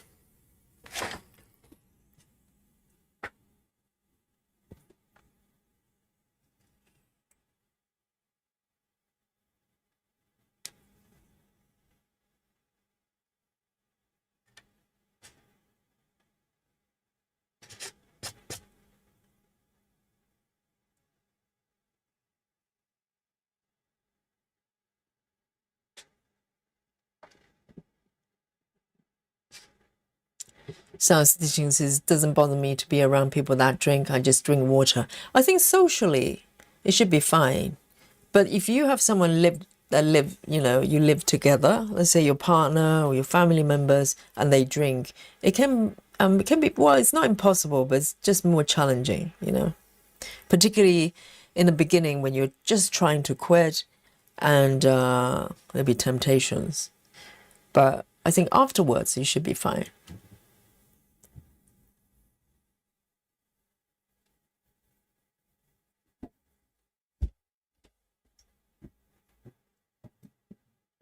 Okay, Tracy, I'll definitely have a look after the stream, and I'll maybe respond via the Facebook. And Tracy, what's your Facebook name? Just so if I need to respond to you. But I'll see if I can figure out. And hey, Kristen says, I know it's supposed to be a radio of sort, but I couldn't help to see a decapitating robot. That's upside down. This? What? What? Kristen, what are you looking at? This is a decapitated robot. So a robot with no head. What? And it's upside down as well. My God. This is a reflection of your mind, Kristen. I don't know what you're looking at. Dragon Lady says the lampshade in the picture is made of tooled leather, and where it's used to leather is warmed and has most powerful aroma. Are we talking about this pattern? Oh, we mean that lampshade. Do you think it's leather? That's how I imagine it as well. Yes, definitely. It does come through, doesn't it? Like, well, it's terrible, but animal skin type of thing, but glow through. Yes, I get that. I get that. Oh, Suzanne, you resolved that. Excellent.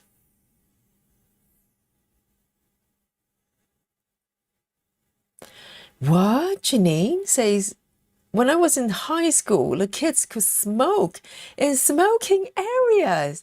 You mean high school age? We're talking under 18, are we not? There's smoking areas for school kids. What? That doesn't sound right. What age can you legally smoke? I don't know if there's a legal age. Wow. That's wild. Where shall I start? Let me start here.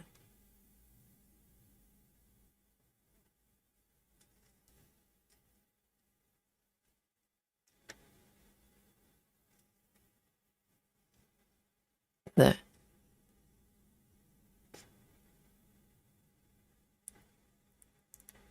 Um,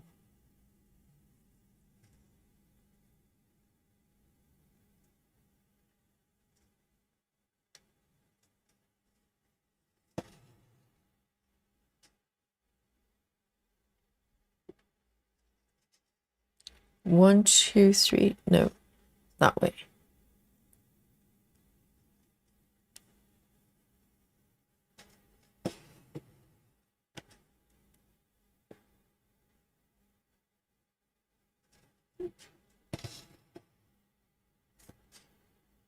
So this one I'll probably need my power tool here. Keep all the strands nice and even.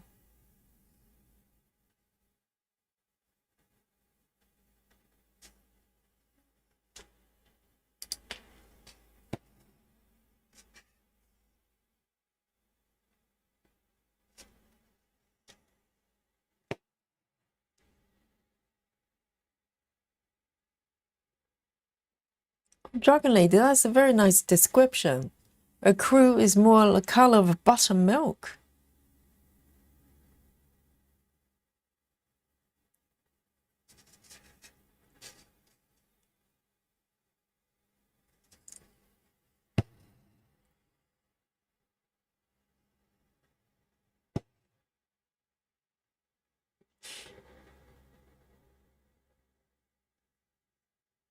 Lynn says, Yogi, you get home from the pub, your hair smelled of smoke goes through your clothes. I know. Yeah, that used to be normal. If you go to a nightclub or something like that, you just come back smoking like I don't know what it is. And the smell stays with you, sometimes for a couple of days, even if you take a shower. Oh, the smell is stubborn.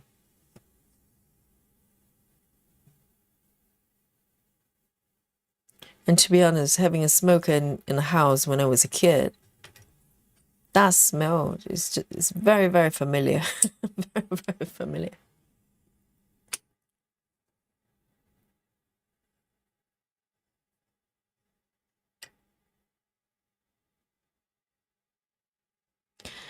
And Rachel says, regarding the Tracy's question, I think it is probably mismatched symbols, which is why it's shown at the top. It doesn't mean the color spot number 2. There's only 01, which is silver. That's a very good point. Yes. I think if you go refer to the if you refer to the PDF, it should tell you which symbol is which color, isn't it? So not having that document in front of me, I can't really say.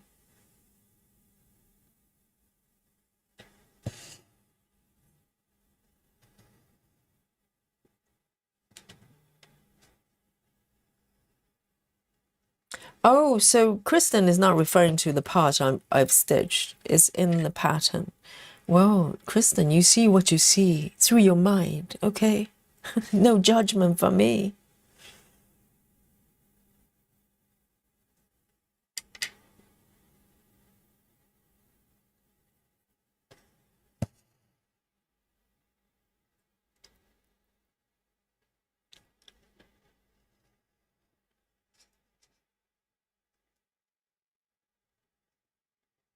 Dragon Lady is seeing the robot as well. Do you mean from the mock-up? There's a... Oh, I see. I know what you're saying there. Hang on, hang on, hang on. Now this is the... yes. I know what you guys are saying. Let me come to the mock-up. So the mock-up is a little bit different. This one doesn't have the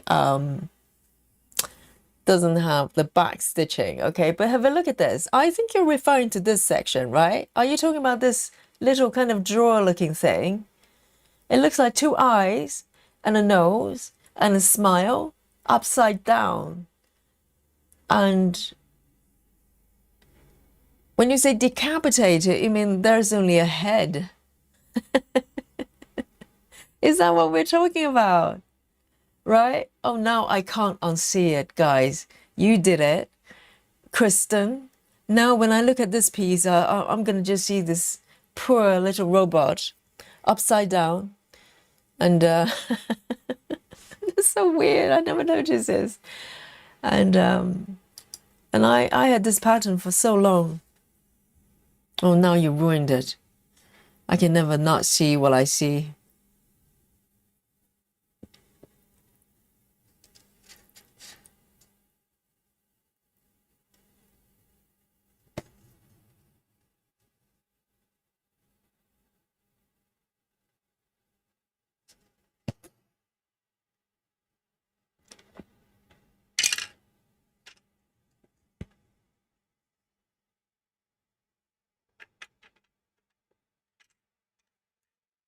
But the thing is, there's a... Oh, hang on. Let me just lift this up.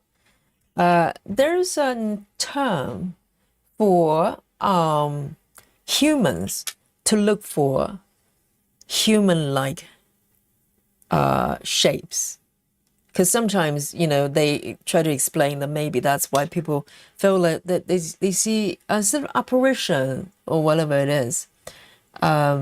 We have, I think, this part of a human instinct to look for human-looking things, like human faces, human shapes, and even robot, even though it looks like a robot, but ultimately it's based on human shapes with a head, eyes, legs.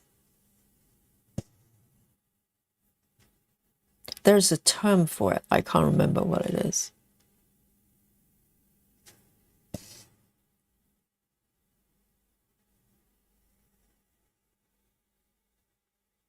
Suki, hello. Suki says, are you using a kit? Yes, I got this kit quite a few years ago. But this time I'm stitching with the material that I kitted up myself.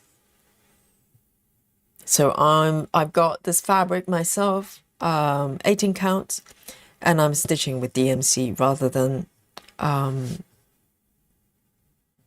dimensions thread.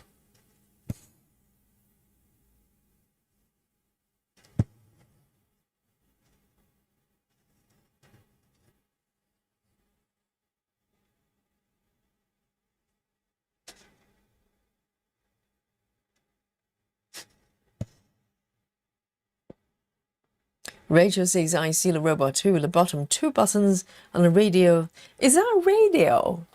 Do you think that's a radio? I don't know what it is. I saw some sort of a drawer thing. I never noticed that actually.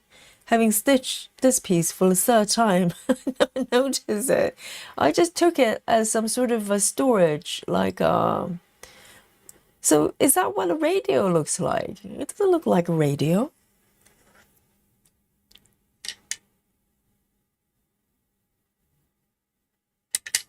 Yes, some of you do not recognize that being a radio. Me either.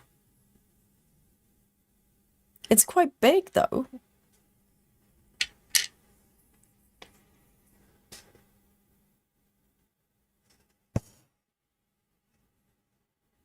Oops.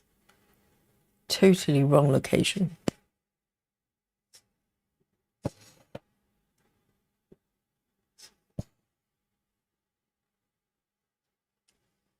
And this color is so shiny. Look. And this colors like this really helps with the laying tool because otherwise it's going to look very messy.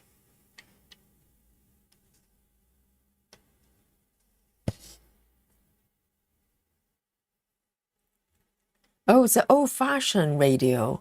Never occurred to me. This is the first time I noticed that being a radio. I thought it was just like a storage box. But you're right. It's got like a panel there, isn't it? Like a thing.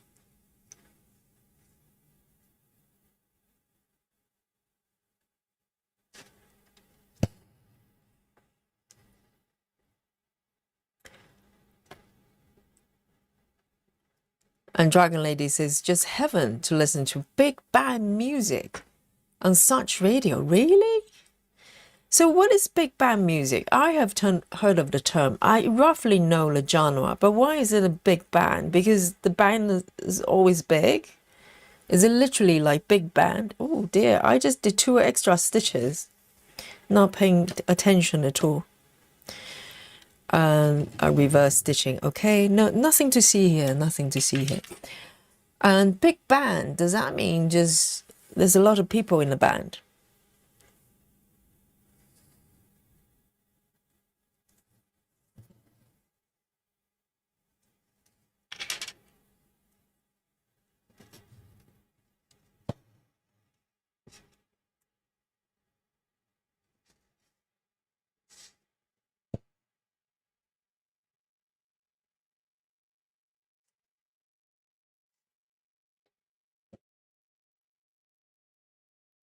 And also, do people still, well, I'm sure radio stations are still out there, right?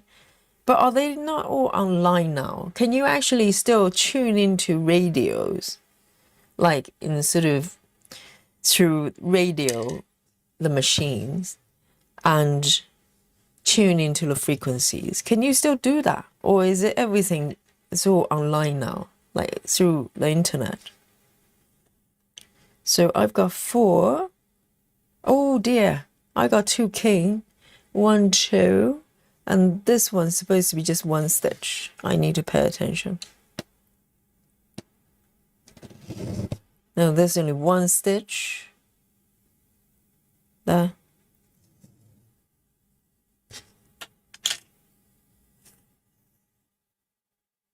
Rachel says, I think big band music means swing music. That doesn't help me, Rachel. And oh, from the 20s, so it's attached to the time. So, because I heard of swing as well, but I have no idea what it is. I've heard of swingers. I'm not sure if I know what swing music is.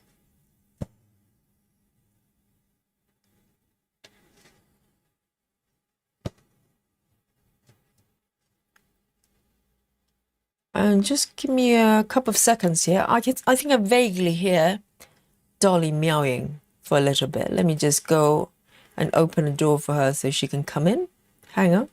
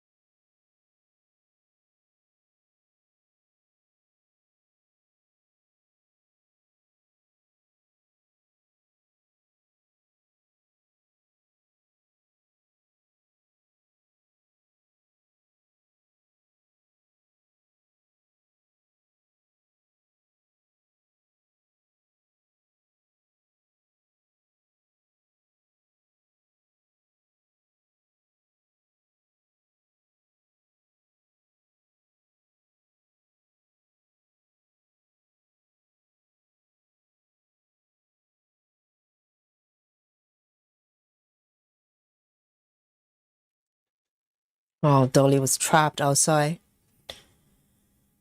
And she's happy. So one stitch here and two.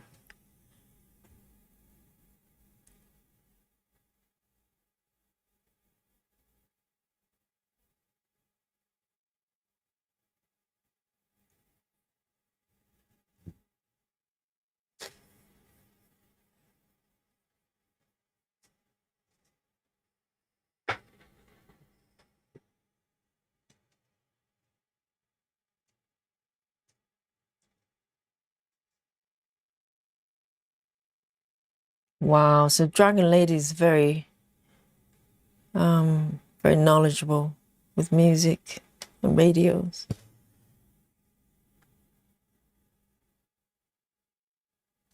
So big band, basically music that was popular in the 20s.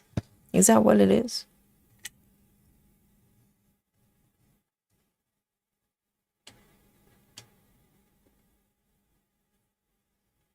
Samantha says there's a website you can go and you can tune into any radio station in the world.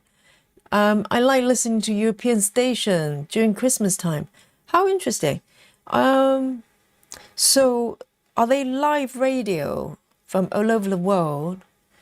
And you tune in to them through the internet, right? So everything's online, I think.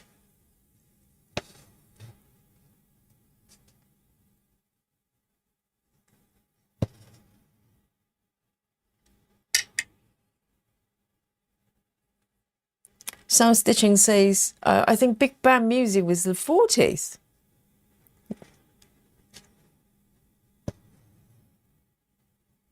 And is it American though?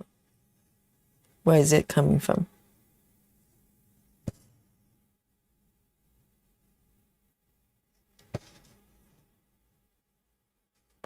Three.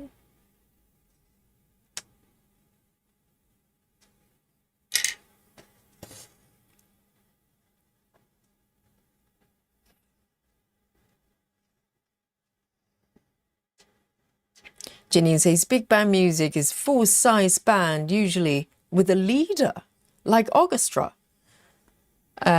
Usually swing music like Glenn Miller. Before many voice singers, 20s, 30s, 40s, the music was basically for people to dance to. Ah! Is that like, sometimes you have movies from certain eras, like World War II or something, and you have kind of people dancing with the music.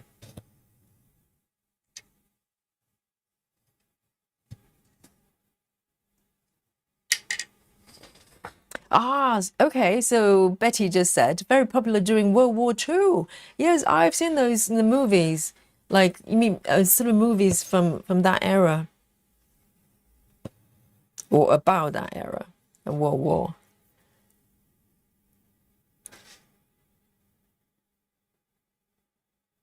But it's interesting, isn't it? Considering there's a world war going on there, the music's so happy. It's kind of a form of escapism, because if you listen to the music, it sounds like celebration, doesn't it? It sounds like it's Christmas or something. How interesting.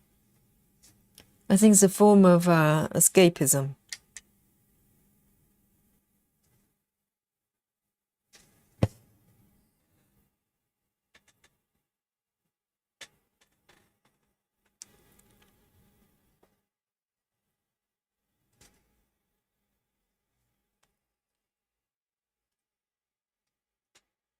So it's the music between probably 20s up to 50s. I think 60s upwards, we're probably talking about, that's when kind of rock started to emerge, isn't it? That's when Beatles and that kind of stuff. Is Beatles rock? I wonder. I don't know.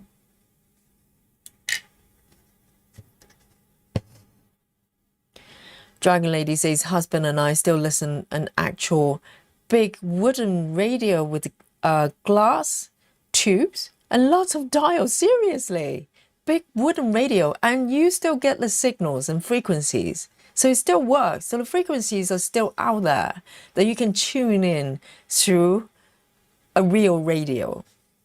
That's remarkable, because I always wonder what frequencies, how does that work? That's very, very nice.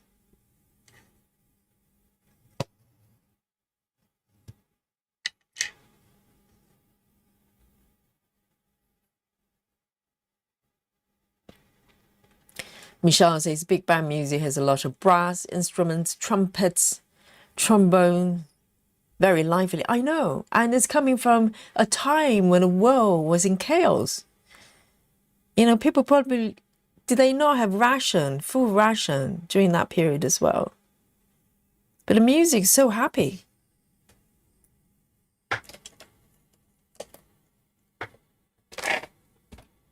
Let me just draw my line here. Maybe I'll just quit one more. 1, 2, 3, 4, 5, 6, 7, 8, 9, 10.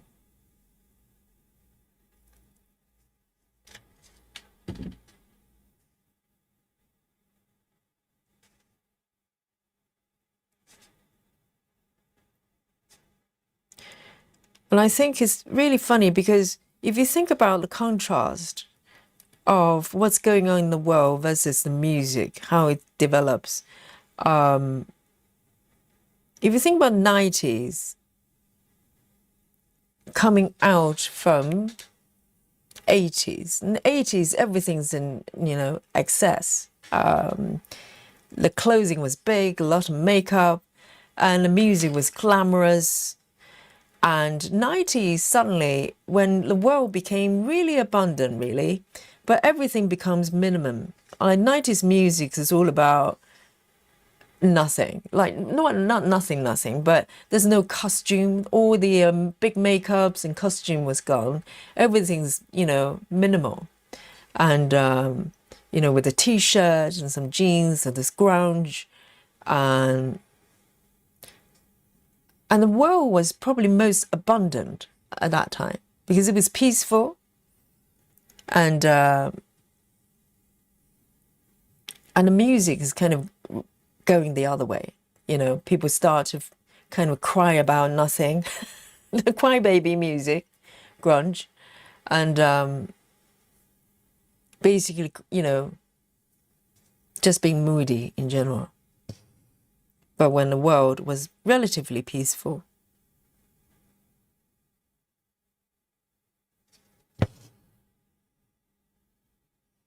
And 2000, music after 2000, I cannot describe it. Maybe we're just not far away from it. I cannot think about, how do you sum up music around year 2000 to about 2010? Kind of a lot of pop, mindless pop.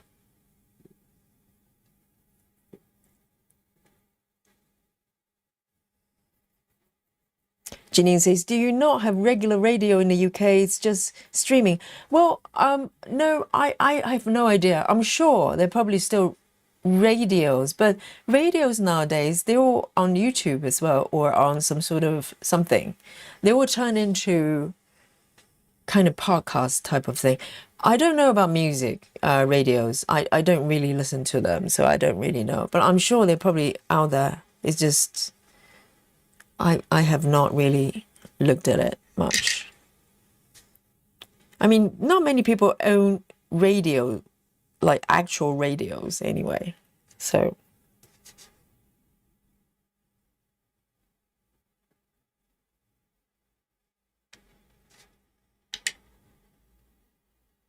Dragon Lady says we needed the music to lift our spirit, and that's the truth. Yes, absolutely.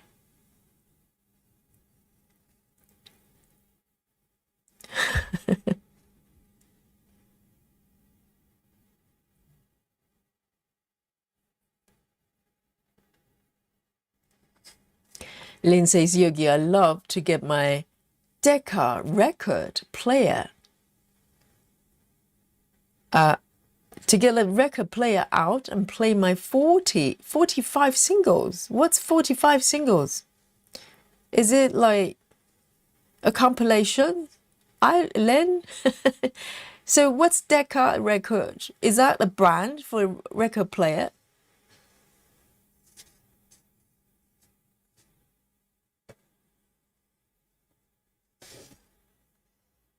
Janine says, I hate the new music now. I don't even know what's going on with the music. I don't listen to the music that much. I mostly listen to speech-based stuff nowadays.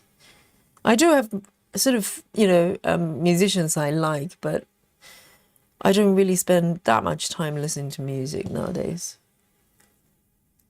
1, 2, 3, 4.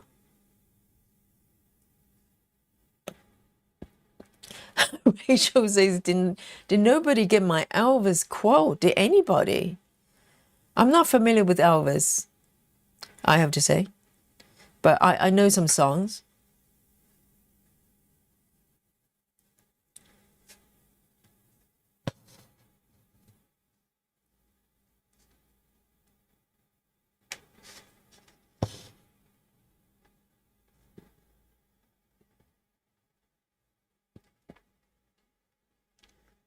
What's 45s? Whole stack of 45s.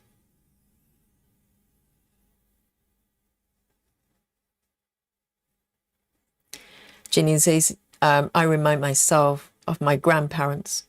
I used to say the same thing when I was a kid. The new music you kids listen to is horrible. I know.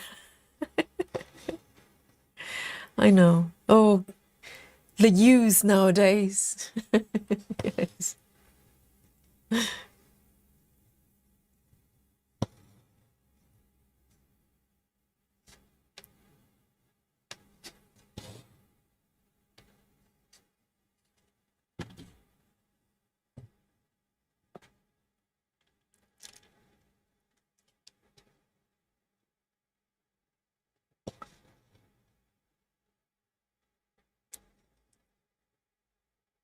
Linda says, if I remember correctly, 45s are a little round records. Little round records? You mean like vinyl records? So it's like small ones. Are they small ones?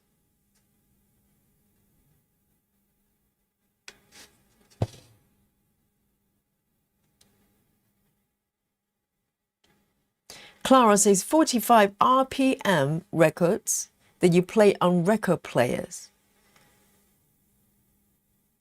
So R45 RPM.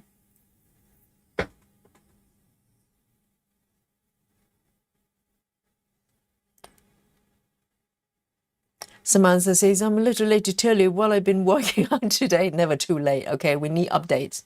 Yes, Samantha says 250 on All Seasons Flower Shop and almost 200 on Love Letters today. Oh, wonderful. Yes, you're making really great progress on Love Letters as well. Very, very nice. So that's like over 400 stitches a day, which is way more than Yogi can manage most days.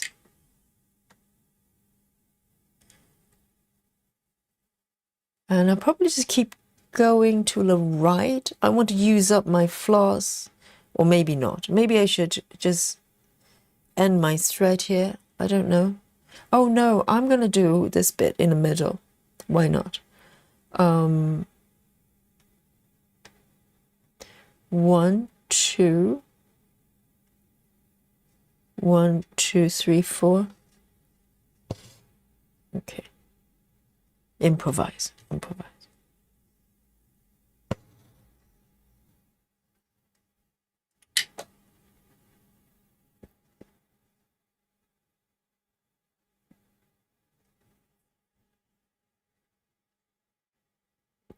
Lynn says, Yogi, Decca record player are very much sought after 45 singles. Well, it charts. What's 45 singles? Is it like a compilation?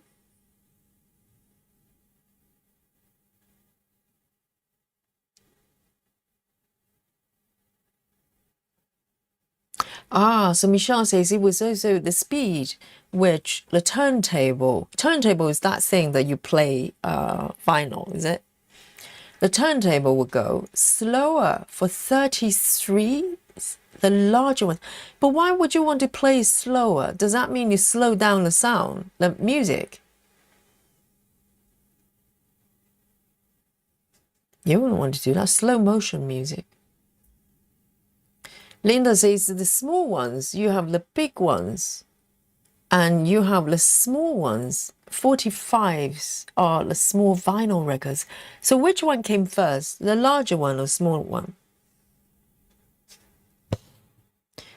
But wouldn't the small ones contain less music? Is that how it works?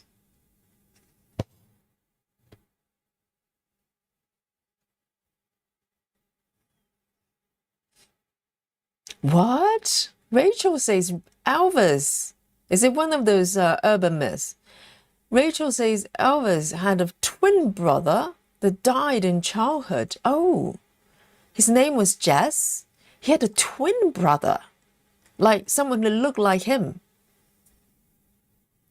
Wow, I didn't know that. But apparently he's still alive. Elvis is still out there, holidaying in Australia,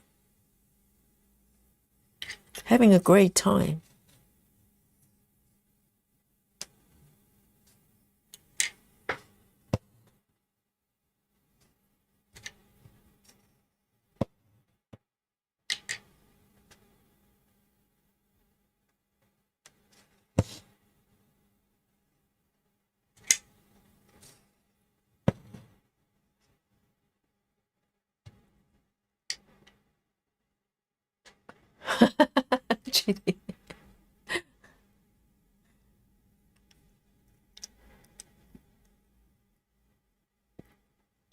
Nito says 45s are for a single track record. Single track. So are they double tracks? Nito says they have one song on one side and another on the back. Yes, I think vinyls you can flip over and that's a B side, isn't it? I think the terminology of A side and B side, they're coming from the vinyl, no? So even though nowadays it's all digital, there's still a concept of B side, meaning the songs they're less of, less likely to be hits. They just have it there to fill up the space, really, or more experimental. I think that's how the terminology is coming from, I think. I'm guessing.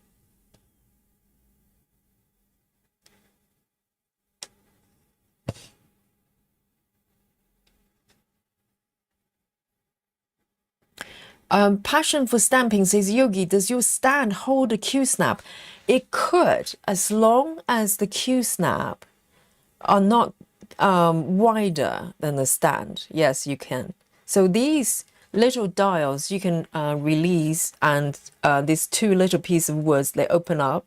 And yes, they can be wide enough to hold a Q-snap. But of course, there's limited sort of width here. So if you look at this, if I zoom in a little bit, right?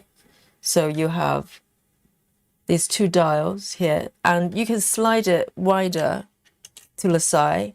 So it depends on the model you get. As long as it doesn't exceed the full width, yes, you could fit a Q-snap. And it's quite stable as well. I've tried it.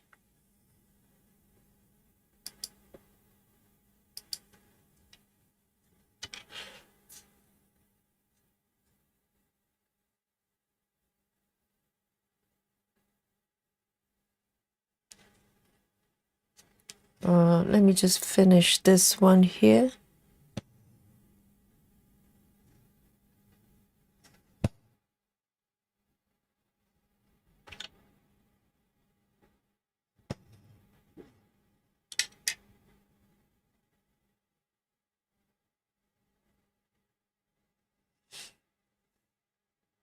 Rachel says, Jess, Elvis' twin brother was stillborn. He didn't die in childhood, but yes, Elvis twins. Can you imagine there's another guy looking just like him?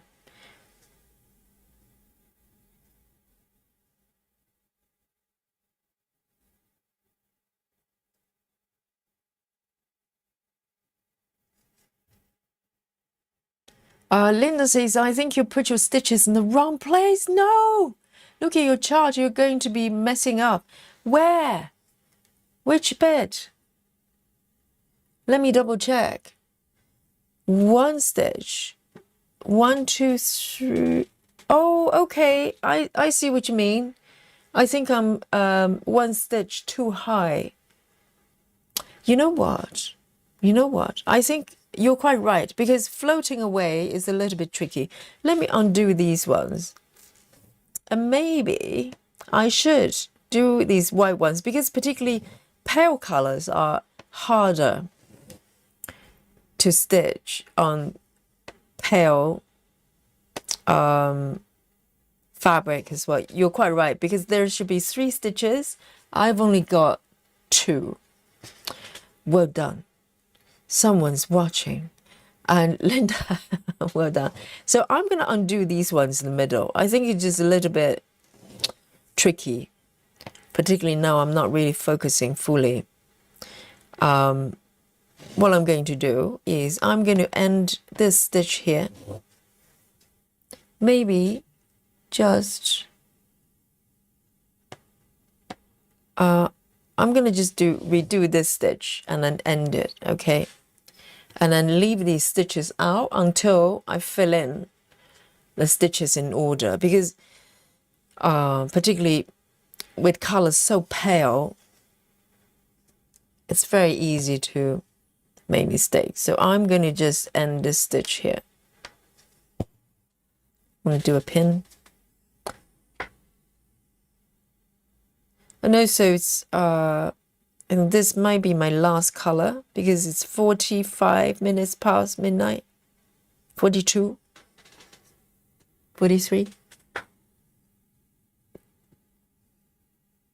Michelle says, when my son became a teenager, I asked him if he wanted a stereo for his room. He said, why? I said, do you you can blast music from your room? He said, no thanks. Blast music from the room. They probably have headphones nowadays. Everything. I said, no thanks. That's funny.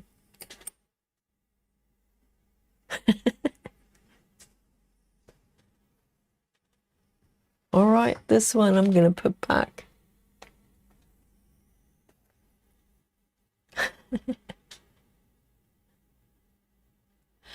Clara says that's why they're called singles, because they're only one single song on each side of the record. Oh, is that what it is?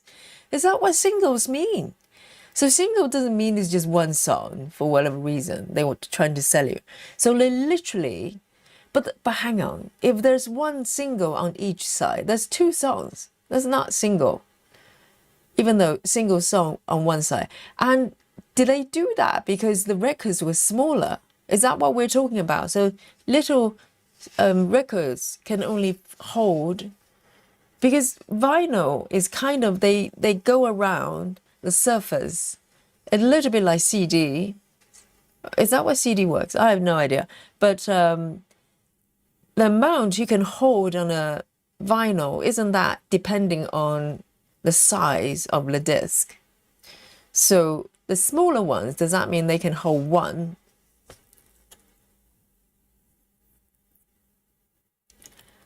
And see you later, Dragon Lady.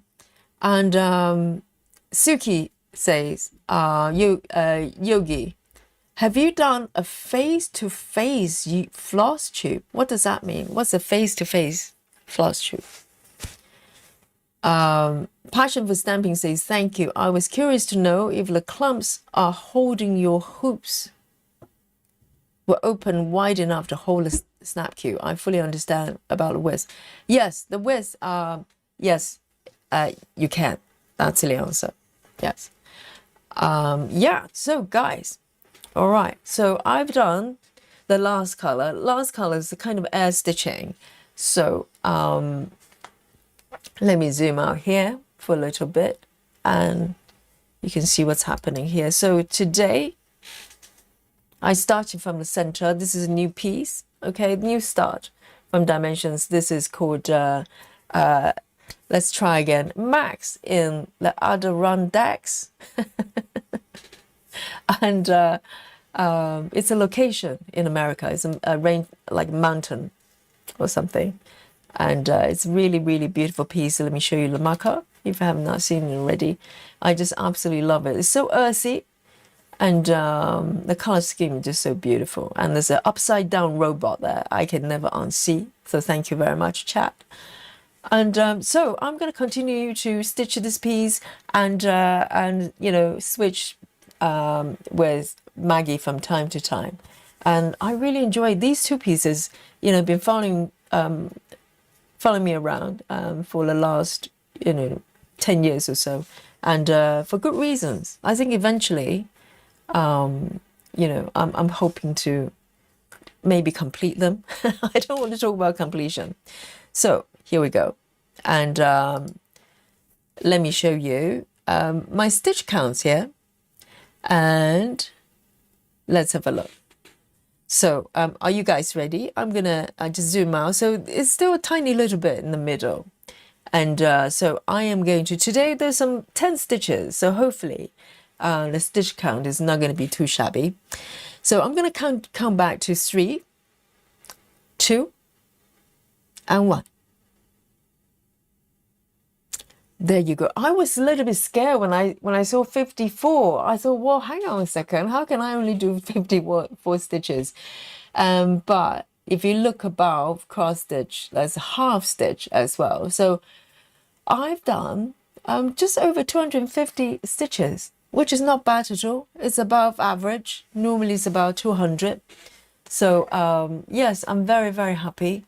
And so in terms of progress, it's 0.37 and nice and slowly. And yeah, I'm really enjoying it. So round of applause for Yogi, 250, not too shabby at all. Yes, thank you, Laura. And I hope you enjoy your piece today as well. Let me just zoom out a little bit so I can show you. Yes, this is my third attempt for this piece, okay? Just same with Maggie.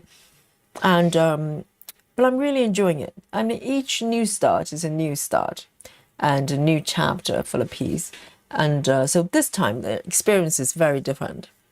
And so it's 12 minutes to midnight. And from the sleepy London town, Yogi is going to sign out. And tomorrow, Thursday, we're going to come back with another piece. Of course, I don't know what I'm going to be stitching yet. And maybe it will be a surprise. So until then, be nice and be enjoy your day and eat vegetables, okay? And I'll see you tomorrow. Night, night, nighty night. Bye bye. Good night, everyone.